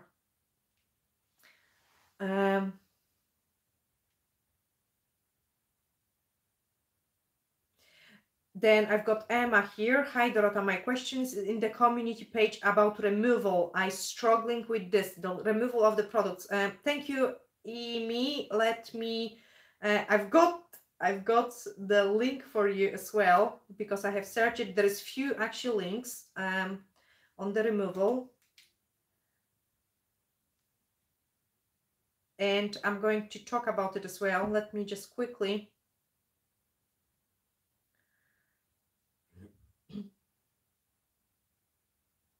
So I've got removal. Now, guys, just a quick reminder as well for those of you who have just joined, and if you hit into Google and you search Dorota Palicka, there will be our website coming up. If you give us a review, we will pick up one winner, which will win the wedding nail art training. So leave us some review in there and we will pick up one winner. Now, Amy, I have give you a link right now for the removal of the product, and let's talk about it now. Depending what we're using, so hard gels never hard gel doesn't soak off. They are sometimes soak off gels which do soak off, but you need to make sure it is specifically written on on the product itself, because most of the gels do not soak off. So we need to file the gels, and when we're filing the gels, I'm using, if you've got e-file, you would use the e-file to remove the biggest bulk of the product. And then as a next thing, you would swap into the hand file. So for hand file, when we've got lots of product, we can use the grid of the file 100. And then gradually swapping to the finer files. So we will be going into 150, 180 on the natural nail. And after we have removed almost all the product, we're swapping to the buffer. But we need to remember that you don't want to almost remove completely the product. Like removing the product completely from the nails isn't a great idea. So say if I want to get rid of those nails and I want to sculpt the new set, I would just cut them. So I cut them with the tip cutters. Guillotine. Yeah, just with the tip cutter. I cut them with the tip cutter. Sometimes when on the client, like I've got client which is heavy-handed, I do apply the product a little bit thicker. So on my nails, the tip cutter goes through it, no problems. I can easily cut them. But on some clients, the tip cutter sometimes doesn't go through long enough because the nail is too thick. Then I would e-file a little bit and then cut it. But you have to watch it, because if you've got too thick product and you press wrong, the product can crack halfway through the nail. So I'm never going too close to the nail bed.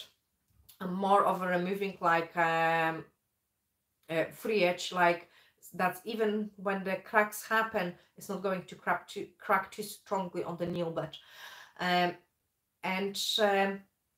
I want to still keep tiny bit of this product on my nails, because even if I'm not going to wear extensions for 1 day or so, I will need to prepare my nails for a new set of the extensions. And during the preparation of the nail plate, we will file it again. So if I would remove the product completely and then smooth it out and then do a nail prep straight after the next day or a few hours later, that will be too many of the nail plates removed.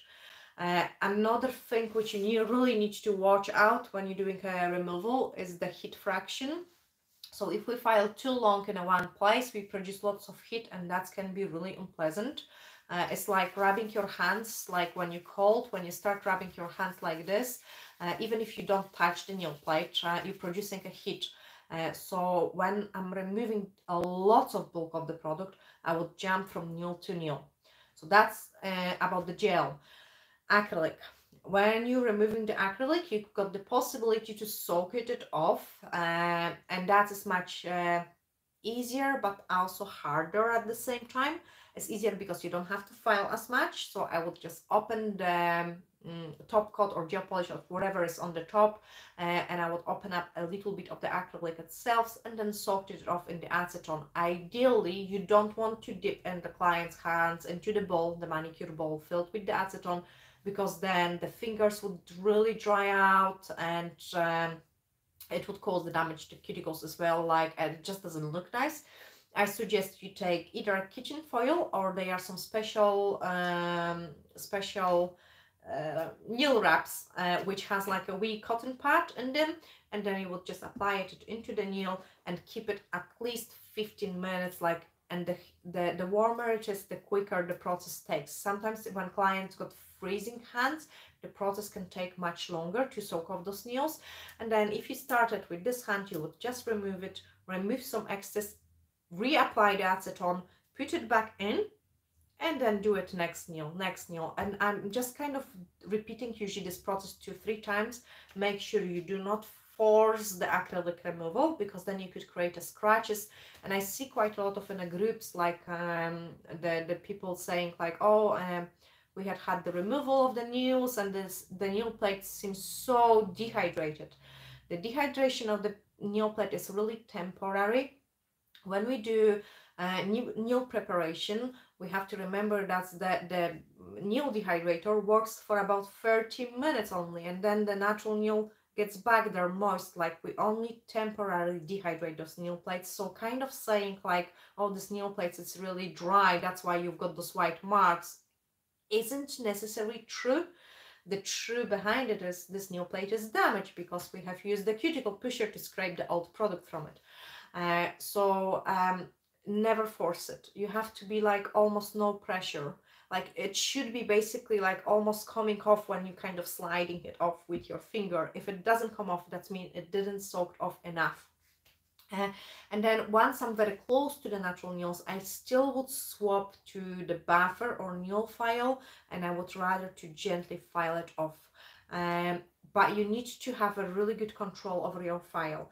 And a good exercise, guys, is when you've got the nail, you do paint, example, a line, and you try to file everything maybe around it, but don't touch the line, because the line will be your natural nails. And if you file this line, that means you have overfiled your natural nail.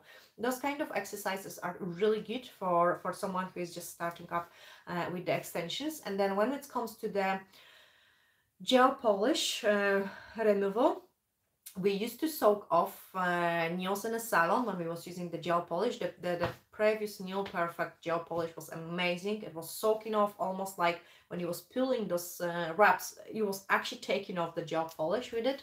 At the moment, clients want the longest lasting possible nails, and the product's becoming a little bit stronger as well.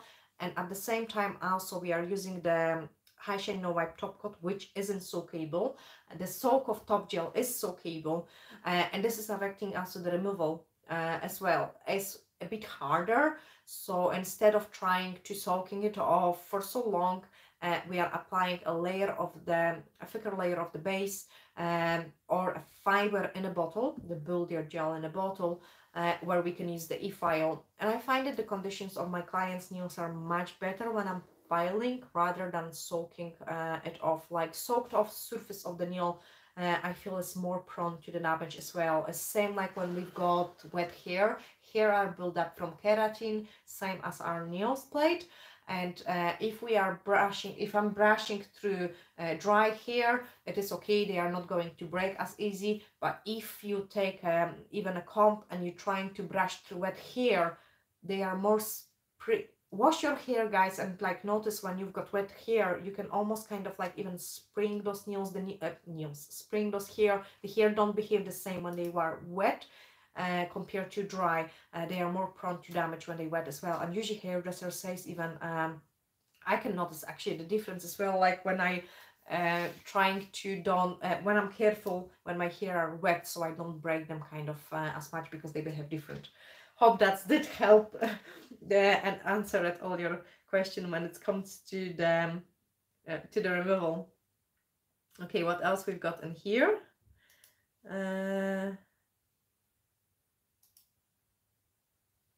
Do you see if I say hello, Virginia? Yes, I do see hello, because we are on the live video. So hello and thank you. I'm glad you like the news. Okay. Okay, I've got some Russian here saying Olga, всем.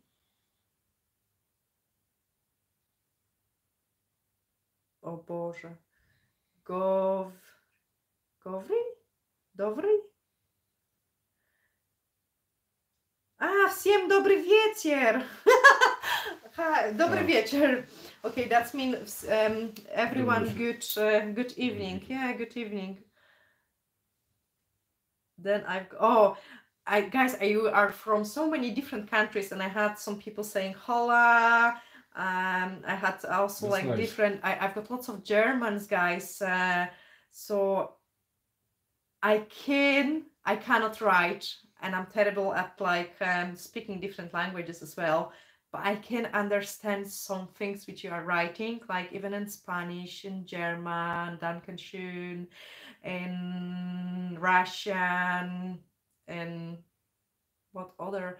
I think there was one from other countries, so I can't remember, but I did understood everything what you have wrote. So this is so nice. I have no clue how to answer for it, but I can understand, probably because I can speak a little bits and pieces from different languages. So then I've got ER saying, is there any video where I can see how you remove the fiber gel? I feel I damaged the natural nail. So the link I have put on removal is that's how you would remove the fiber gel. Like in general, all the hard gels we filed off. And then I've got Nail rituals. Hi Dorota, what is your favorite type of nail set to do on a client's? I don't know. Favorite set. It's depending, like something which I didn't do before. Like I don't like doing on clients the same thing. I don't like when the client comes in with the picture which I have put up on the website and say I want this. It's not fun anymore. So this is what I don't like. I prefer doing new things, like new designs for every client. So each client walks in with a unique style and no one else is going to have the same nails. And I've got few clients which just sit and tell me, like, do whatever you want to do it. Of course, you have to kind of know the client. And I have some girls which are completely not my style, which were completely different colors, which I would wear, and I know that. So for those kind of clients, it's harder for me to come up with the idea. So I'm more careful. I need to talk with them more about it. And then there are clients which are completely same style, what I like, so I can do whatever I like, and they are going to love it just because they kind of wear similar clothes, they like the similar stuff, and then it is much easier to match it. But definitely something new. I don't like to repeat the designs because it's kind of not fun. Do you ever do different shapes of nails? Yes, I do. Not on myself. On myself, I only wear, basically on myself, I wear square nails. I would say squoval even. So when they short, they are squoval nails. And then I would wear just a gel polish on top of my natural nails. When they medium length, they will be tapered square. And then if they're long, they will be coffin shape. And then if they're very, very long, they would be stiletto shape. And basically the structure is kind of almost the same. I would say coffin is just a cut stiletto. They just all those nails are just cut in different places. So like that will be my stiletto, like very pointy one. And then if I would cut it, so that will be my original stiletto, really favorite shape. If I cut it here, it will be coffin. If I cut it here, it will be tapered square, and here it will be square. So this is what I would wear on my nails. I don't like any different shape on my nails. Like I don't like almond shaped nails on myself. I don't like.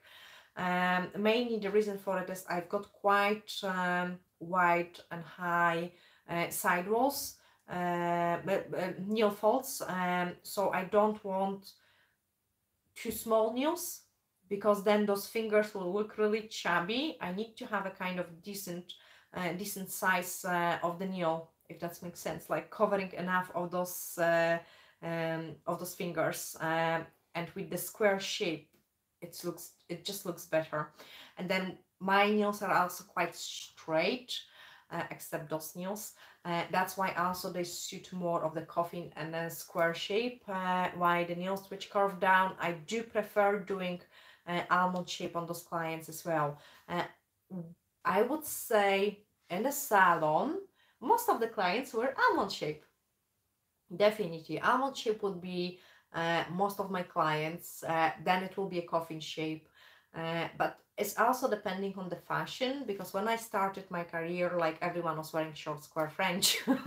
So things change depending on the fashion. And my clients prefer just an almond shape. There is also a shape which I don't like to do. It's an oval shape nails. I just don't like doing oval shape nails. I feel they are a bit heavy looking. Yeah, I feel like the oval shape is a little bit a bit heavy, and maybe I don't know, I don't want to sound bad, but maybe a little bit old-fashioned. I'm just not fan of this shape of the nails. I'm not talking about the pipe, I'm talking about oval shape. But I promise, like before summer hits in, I will try to record another few different shapes. And actually I'm going to give you the playlist here as well, with the different shapes But on my nails, you wouldn't see it, guys. Different shape. I will only wear square. On the laptop is the stiletto wheels. Yeah, I would only wear square, tapered square, coffin, or stiletto, which is basically all the same. It's just a different length of the stiletto nail.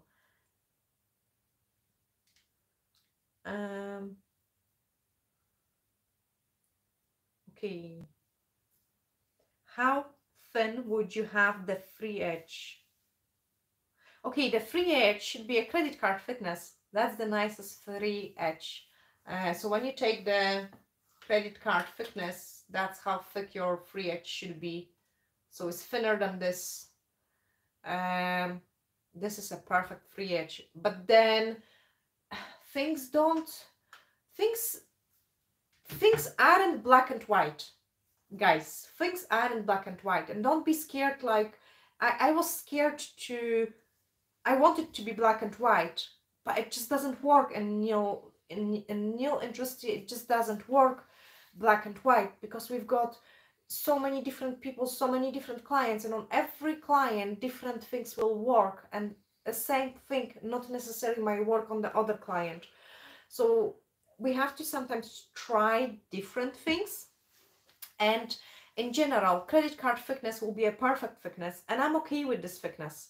Like my nails looks awesome at credit card thickness, and I love them this way. Anything thicker make me to don't want to wear extensions. I would rather to have my natural nails only than too heavy and thick extensions. But then I've got few clients, if I would give them a credit card thickness extensions, they would just break them opening up the door because they are so heavy-handed. So for those clients, I would do them a slightly thicker. If I'm doing a really long extensions, again, you can give an extra strength by applying a little bit more product. But when we're creating a very short extension, you want to have a little product, like not as much, because there is not as much free edge to hold. Like there is less likely that the clients are going to constantly bang with those nails. So we sometimes need to adjust the thing a little bit, depending who you give the service to. Same, like I've got some problematic clients nails as well, like very bendy clients nails, like they're very thin. And when I would apply the hard gel or acrylic on those nails, because the natural nail bends so much, even if the product is stronger, it's not necessarily mean the stronger product will last longer.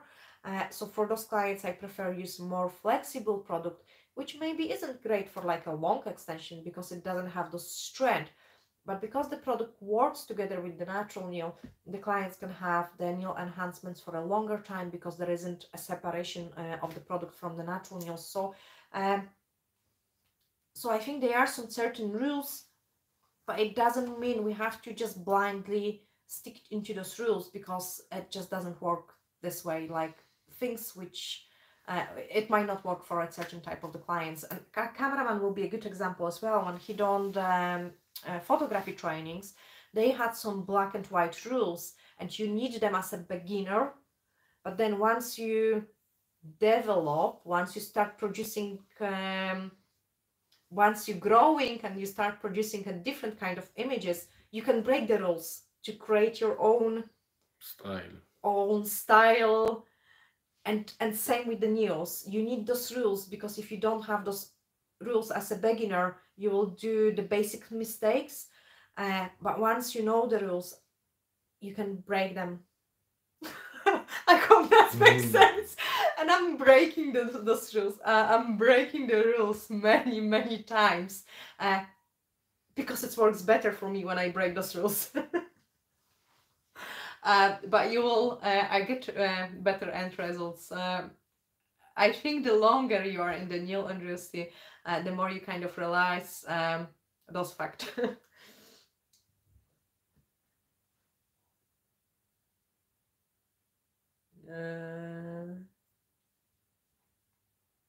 Then I've got like asking nail rituals if I will do more short nails designs, overlays and French. There is lots of on the channel, and yes, I will do more as well. And as I say, I have recorded like an ugly tour for you, metamorphosis, so it was like all black and coming off, and we turned it into a nice and pretty baby boomer. We need to do the post-production probably after we'll be out hopefully. Hopefully we'll be out next week. Yeah. I'm glad you are liking the products, guys, as well. I really enjoy watching your videos. Thank you for willingness to share your knowledge. I'm glad you guys enjoying it. And then I've got Janice. Hi Dorota, I am late to the party. Are you naturally an artist, or did you have a take the class? I asked because I seem things come very organically to you. I have been. I am kind of romantic, so I have been enjoying some painting on my own when I was a child. I can see kind of things. I'm not so we are kind of opposite with the cameraman. Like I'm those I can see the things, I can imagine the things because my imagination. Yes, maybe I'm an artist. That's good. That's why I cannot count. So from math, like I wasn't. I mean, I was good at the primary school, but I can't concentrate on the numbers. I am not technical person. Like. That's why painting lines is a big struggle to me. I told you that, guys, like doing lines is a struggle for me. But I can paint like a flower straight away, and it's going to be very easy. And then the cameraman is opposite, so he's more technical. And then visualizing sometimes things, like when I tell him like, look, if we do this living room this way, it will look nice. He just can't see it. He says like, how can you connect this and this together? He just can't see it. So yes, I would say, but I wasn't taking like an art classes or anything. I couldn't paint one-stroke flowers. They were so ugly, and they are pictures of how ugly my one-stroke was. Yeah, cabbage. Yeah, totally cabbage. I couldn't paint faces. I was really scared of painting the faces. I couldn't even shape nails properly, guys. They were like bulky and looking like it was lots of hours, days, months, years of the practice. Definitely, like I would say Olivia is more arty, and she started at the better level when I started, maybe because she had an access to it, like by watching and everything. But I was crap like on the beginning, and it took me lots of hard works, many hours, and I'm really meaning, like, you know, the flowers were ugly, the designs weren't like wow, and I have been learning like how to paint with the nail polishes. I didn't have the right tools. I was really struggling with the things. Even when I completed the training, which was long training, I felt like I didn't knew the basics. I didn't knew the basics even, you know. You completed training, and then you coming out from the training and like, and now what? So it was lots of practice, and I had to.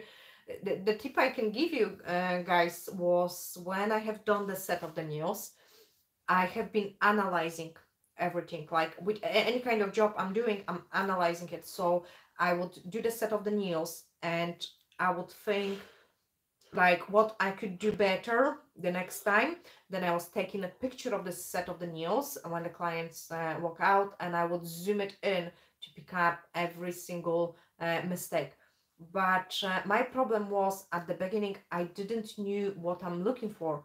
Like I didn't knew how my perfect nail should look like. And because I couldn't imagine how the nails should look, I couldn't achieve it. So if you can imagine, if you've got in your head, like even or saved in the phone, like the most beautiful nail you have ever seen, if you can just like code this picture in your brain, so when you close the eyes, you can see this perfect shape and the look of the nail, it will be easier for you to achieve this look. And you will know after taking a picture of your work, when you zoom it in, okay, there is a difference. This nail has this wall straight, this nail is coming up there, and mine has maybe a bit of bulk on the one side. That's mean I'm holding file wrong at this side. And I was analyzing. So that's how I have improved my work, but really it have been really ugly said, bulky. My first sculpted nails, like they wasn't even at the time when I started nails, there wasn't Facebook didn't exist. No, Facebook was exist. No, come on, 2005. Facebook is 2000. I don't think so. Facebook didn't exist, not a chance. No, because we had the Facebook like kind of when it just opened up. So maybe Facebook could maybe, the earliest I believe Facebook existed was maybe 2007? When it became popular. There wasn't any nail technicians on Facebook actually at the time either. There was no nail pictures, nothing.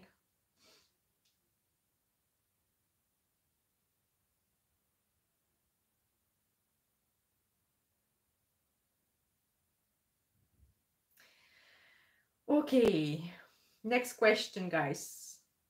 I get lost. 2004.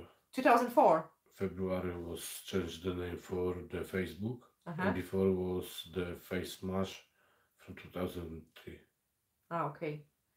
Yeah, but I think it became popular a few years anyway, later. No one knew about information it. on the internet about this thing.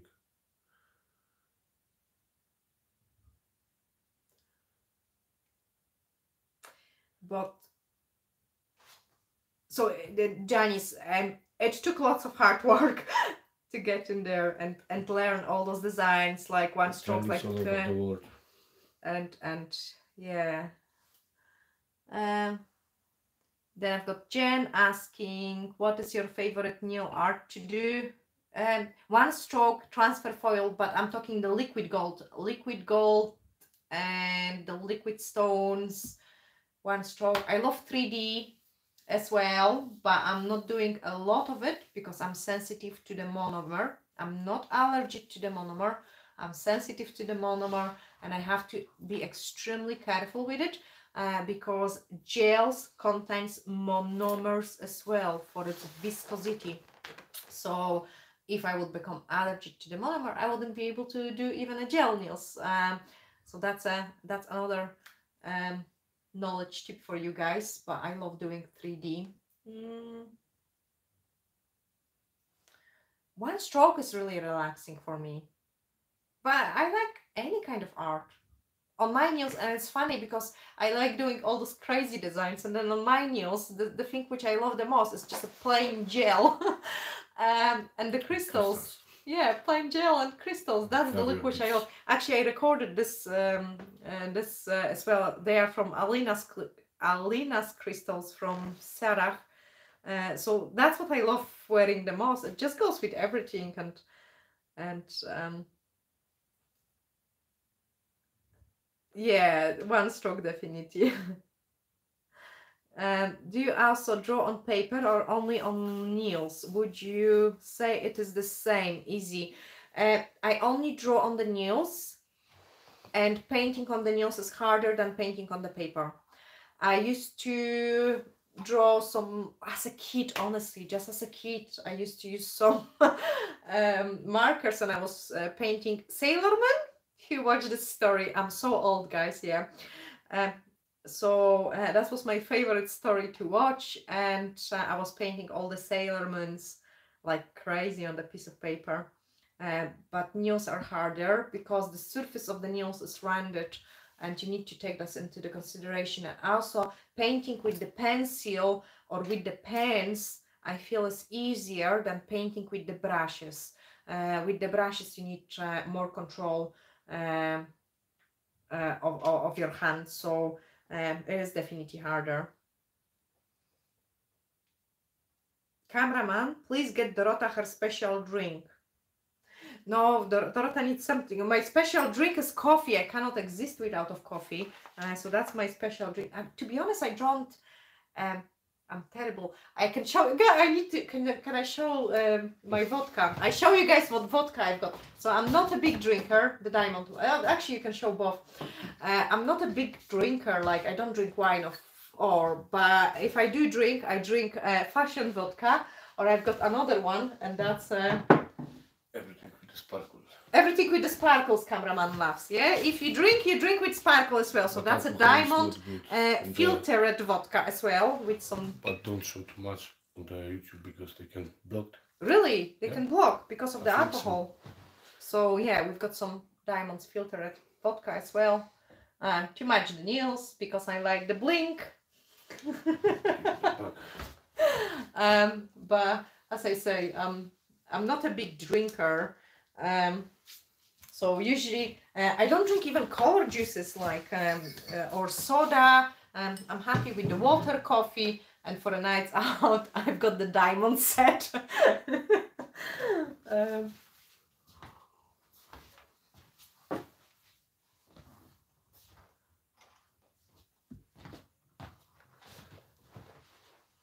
Okay, and then we talk again about alcohol inks, the Jetsons. Any advice how to make alcohol inks works? I show you quickly the video as well for the alcohol ink. I've got actually some.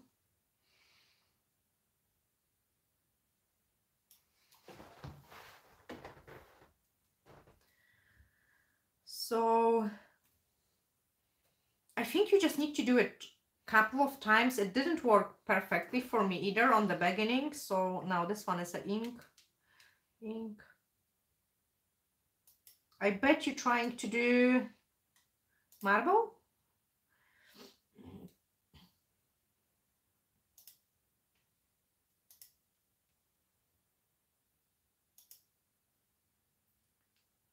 And for those of you who don't have ink, you could use also Sharpies as well.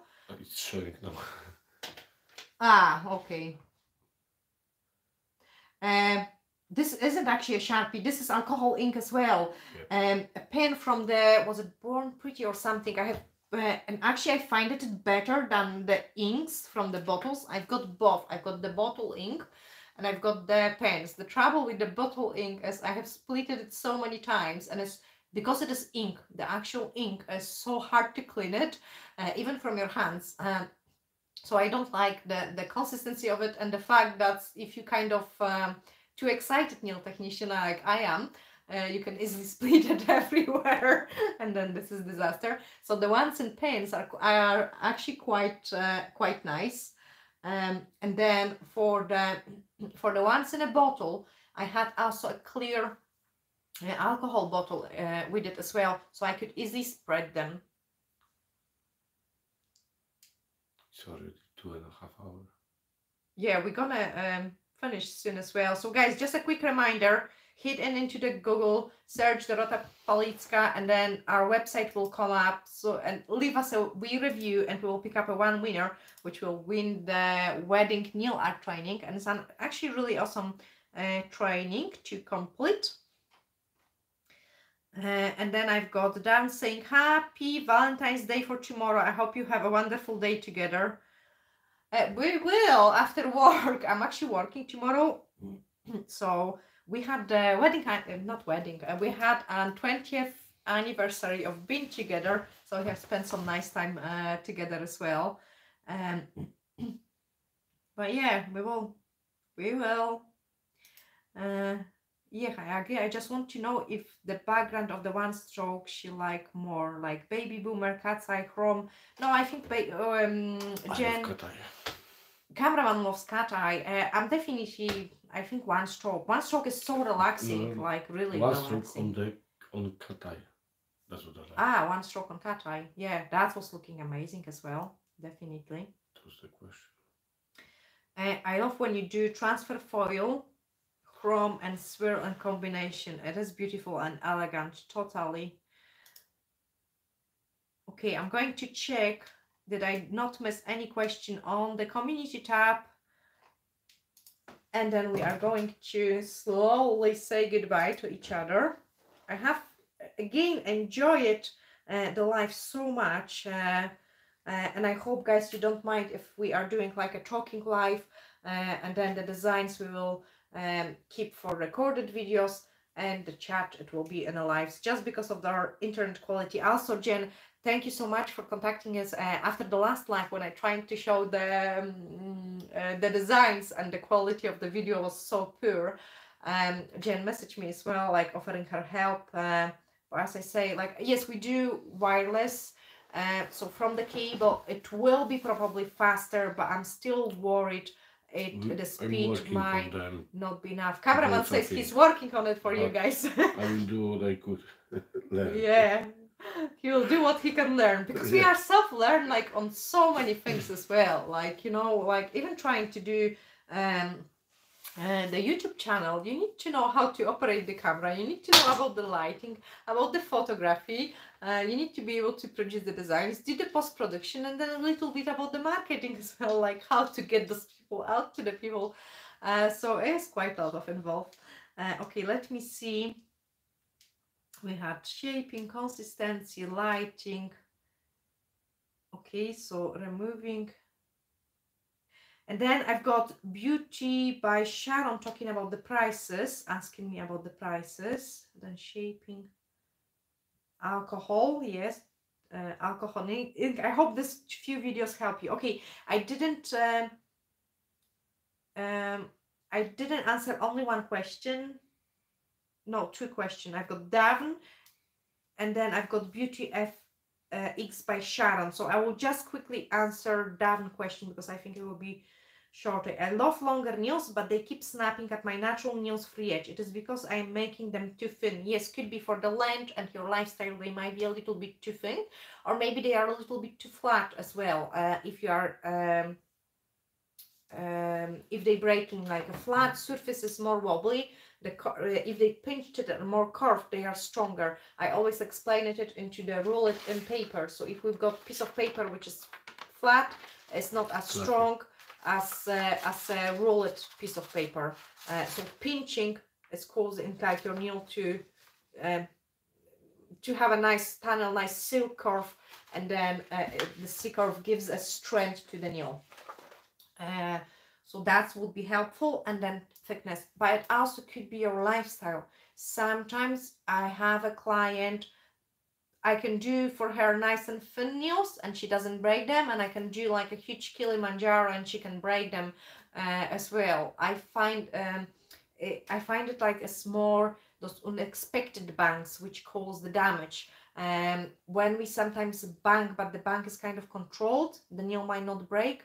It will break in a case when the hand slipped, say example, from the wet car handle when you're trying to open doors, or when you're trying to open a can of Coke, even a sellotape, boxes, those kind of things can cause the damage as well. Because like I notice myself, sometimes I can do quite heavy garden work, because I love gardening as well, like, and I'm talking like a heavy garden, you know, like digging and moving things, like bringing stones, and usually I work without of gloves, and my nails can be absolutely fine at this time when I have been doing those gardening, but then I will go home and a stupid thing will happen, like, you know, that was the most stupid way when I broke a nail, when the toilet roll hit my nail and the nail broke, but it did broke because I have damage before in the garden, and it didn't break at the time. It was broken by a very small bang. And definitely try it a little bit thicker, or try to move your apex. What I mean by that, so when you've got your nail, move your apex so it includes a little bit of your free edge. Maybe you've got a bit too weak structure at this place. So also check when you see a hairline. I hope those terms are clear for everyone. So when you've got your hairline of the nail, this is a hairline. Check if everything is same thickness through the entire surface of the nail, because it might happen is when you're filing, you may be over filing some places, and that could be at your free edge place, and then that's why they are sniping at this place. In general, it is a good place to break a nail. That's mean you've got quite a lot of product at your nail bed. You just maybe need to extend this tiny bit more product from your nail bed into the free edge, not right at the end of it, but on the place where you've got your natural nail free edge, and hopefully that should help. And then I've got a last question for today as well, from Beauty FX by Sharon. I learned so much from you. Can you discuss pricing? I know we all live in different areas, especially for nail art, if you can. Also, maybe you could share setting up or editing photos. I shy away from posting on social media because I feel my pictures are not that great from my iPhone. I am looking forward to this. Okay, so the pictures would be probably a separate subject, and it's really long subject, like extremely long subject. So definitely for the pictures you need to have a good so I will just talk a little short about it, and then I will move on into pricing. You need to have a good lighting, and if you've got good lighting, the things are much better. I find taking pictures in outdoors, so when I do the client, I would ask my favorite clients to go outside, and we take a picture of the nails outside. This way they look much nicer, definitely. Quite often, most of the time, I'm using the camera, and what I find it, guys, Camera is from phone. actually I prefer the camera from the older phones than from the new phones for taking the pictures on the nails. Yeah, but definitely is lighting. Lighting is a key, because if there is not enough light, the picture wouldn't be sharp, the nails wouldn't look nice as well. So lighting is a main thing when it comes to taking the pictures. Another thing is, like, you don't want to pose your clients into a strange position. Like, if you're struggling to take a picture of two hands, and that's what is the hardest on the beginning, because Olivia is struggling with that. I actually will do the video so she can actually watch it as well, because she don't take a pictures of the nails. She feels embarrassed asking the clients about, can she take a picture? Even when she takes a picture, she feels like, oh, it's not as nice, it's maybe not as bright. So I will do the video as well, and I will make sure she watch it too. I quite like to place the hands into kind of more of a natural position. When the client sits, things are harder. When they stand, sometimes I don't ask clients to stand as well, because I feel like, okay, I'm not going to be so bad on them, but it's definitely easier if you stand rather than trying to kind of like pose the hands this way. If you find it difficult taking a picture of two hands, because you need to remember the light will reflect different on this hand and light will reflect different on this light. No, the light will reflect different on both hands, because they are both at the different angles as well. And sometimes managing those light reflection, especially when we taking a pictures of the nail art, when we've got like painted face or something, and we've got this light reflection hitting straight into your eye or nose, it can make actually the nail art look very ugly. You're better off scraping one hand and doing a picture of the one hand. You definitely don't want your clients to pose like this, you know, like those funny kind of position. You want their hand to be nicely relaxed, so I'm always telling them like to relax, and then I can just maybe perfect a little bit some finger. You want some background as well when I'm taking the pictures. I actually like the fur background, because I can just yeah, if you pass me two pillows I will show it as well. So I don't like, cameraman is always cameraman is always and one more pillow. Cameraman is always, when he see me like running with two pillows, he's like switching all the possible lights. But I actually don't like too many lights, because if I've got too much light, let me see. You have shadow behind you. I've got shadows then. Yeah. So sometimes too much light, guys, is not good. But what I would do is I would place my hand like this. And I want the, no, this wouldn't look nice. This is my better hand actually. and I will try to hold it there. And then I'm taking a picture of the nail. And same in the salon, I try to use some sort of background. Sometimes I would go like this, or even like this. This is quite nice position as well.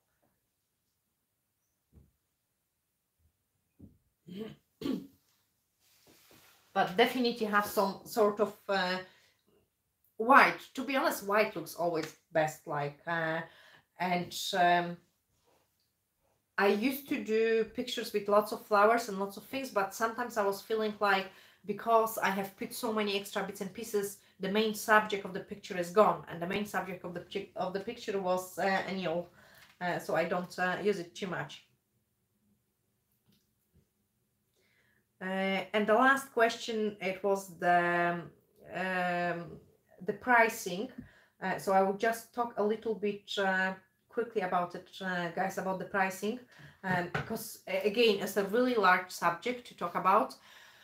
So we've got set price for the nails, and in general, when clients books in, they book in for a nail extensions on tips, one color, and they are £50. So one color nail extensions on tips are £50.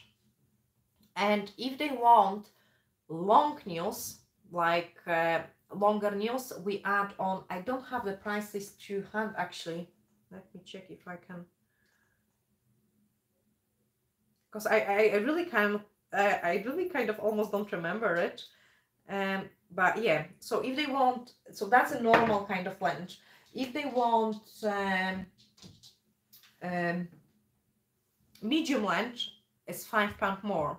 If they want long nails, it's £10 long. If they want extra long, it's £15 more. So it can be plus $15. So we've got those base or euro or pound. So I'm not going to talk about the value, just the numbers.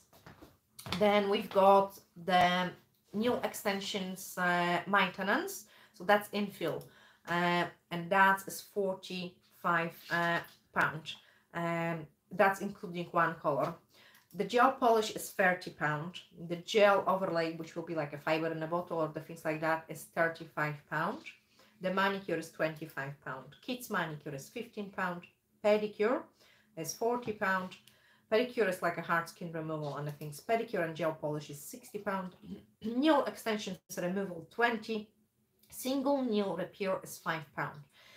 Now, nail extension on forms are from £60. So if they want extensions on tips is 50, on forms is 60. And then depending on the on the design, we charge differently. So example, a French manicure or a baby boomer is £5 more. So if someone wants a short extensions on tips, it will be 50 for extensions on tips, and £5 baby boomer, so that will be 55. Glitter, mermaids, transfer foils is £5. That's for the entire set. It's not per nail, it's just for the entire set. The ombre nails are £10. So baby boomer is when we faded just a one color into a gel. So I've got base color of the gel, and then I just fade into one way. Ombre is when I have to fade with few different colors, so 2 or more, and then we charge £10 for a full set. The freehand small detail, £2 per nail. So small detail would be like a couple swirls or something, and that would be a small detail. Freehand large detail is £5. Then crystals, pixie, so like a full nail, £5. 3D flowers per nail again. The price is £5. The Disney characters, so if they want like, I don't know, Dalmatian or something, is £15 per nail.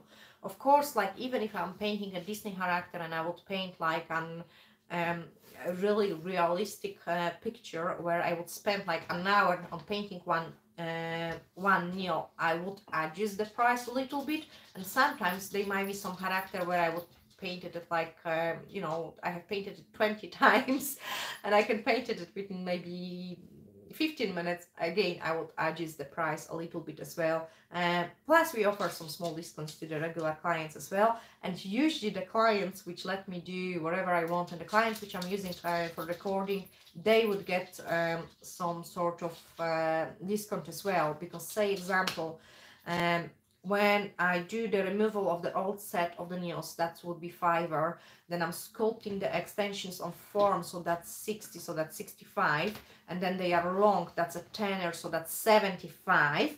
And then I'm doing a baby boomer, so that's 80, plus design on 2 nails, so that's probably 90. If I would follow 100% of the prices.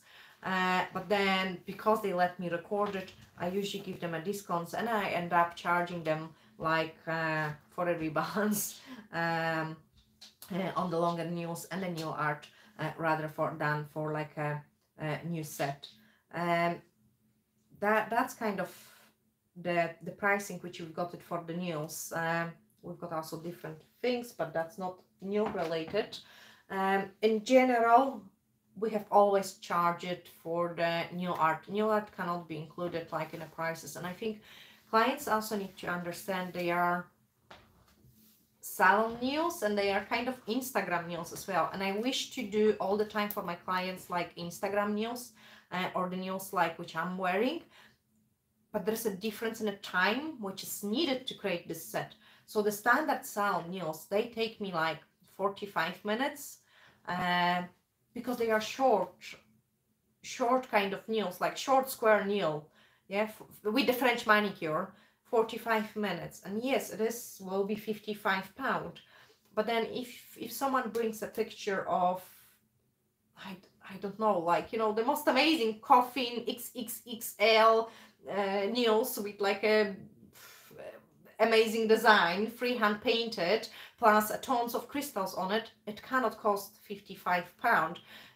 Probably the shaping of those nails, just a shaping and a structure, would take an hour and a half. That the previous set was 45 minutes, £55.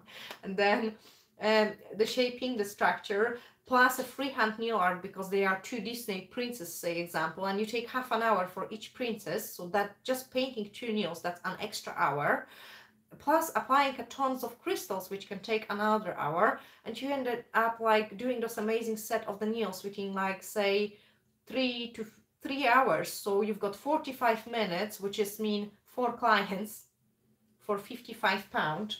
Let me even calculate it. And that's the this is a sad side of actually nail industry. Gosh, calculator, cameraman, I'm terrible with math. What I'm trying to calculate is How much? So 4 clients for £55. So 4 times 55. 220. 220. Yeah, there we are. So in the time when I'm doing 1 set of those beautiful Insta nails, I could do 4 clients, which I would charge £220. So basically, I should charge for those nails £200, £20 discount for the product because I have used more product because of the length, but also less because less clients. It was only 1. I should charge 200 for them. But the problem with the nail industry is there's so many places doing a sets like of the nails like for a 20 quid, and in client mind, set of the nails is a set of the nails. They don't see the difference that this set was done within 45 minutes, and that's the standard salon set of the nails, and then that's an amazing kind of Instagram picture of the nails, which took like, I don't know, 3, 4, maybe even 5 hours to complete. And it is really difficult subject to talk through it. It took me a long time as well to realize that I actually want to do those kind of Instagram and crazy nails as well. I don't think so. I don't feel 100% yet ready to even charge those prices myself. But I will get to this point when I'm 40, 100%, and I will be doing only what I enjoy and love doing. As I said on the beginning, because Jen asked me what you do when you feel like a little bit not motivated and everything. The reason why I didn't feel it motivated was I was working constantly on the numbers of the clients. I don't want to do the quantity of the clients. I don't want to work as a machine which like do next client, next client, next client. I want to produce unique designer nails. You know, like the desire, the most beautiful stuff. But obviously then, instead of doing 10 clients a day, I will be able to do 2 clients a day. And then those 2 clients a day would need to be able to afford those services. I'm not at this point yet, but that's my biggest dream, producing those most amazing meals where, like, you know, when the client come in, I can offer them tea, coffee, we can have a break through the service, because they will understand that those type of meals might take like 3, 4, maybe even 5 hours, depending what kind of dreamy meals we will think of. This is my biggest wish, and I will be kind of trying to push into that, because I would rather to do the most amazing sets of the nails, rather than just like kind of salon standard nails. But it's definitely hard to achieve it. We live in a small town, like very small town, and probably if I would live in like a big cities, it could be harder at the same time, but also easier at the same time, because you've got a bigger clientele market, which might be looking for those type of nails. Like you know, you've got a bigger market of the people which are willing to spend this time getting their nails done, to spend this money getting their nails done as well. But yeah, that's what I'm wishing for. Sometimes I'm thinking like I should maybe start doing a press on nails, because then I could price them individually, and I could do like really the most amazing designs, like and the designs which take time. You know, guys, yourself, when we're doing a YouTube tutorial, like some designs are like 5 minutes, couple squiggles, and some things takes like literally, you know, half an hour per nail. Yeah, okay guys, I'm going to send you a big glittery hugs, and I'm actually looking forward to see you the next time as well. Remember, hit into Google, because we will pick up tomorrow, we will pick up the winner from all the people which have leave us the review on our Google website, the Desire Nails Dorota Palicka. So hit in there, and we will give away those free nail art training. And I have really enjoyed time spent with you. It was nice to talk. So yeah, big kisses.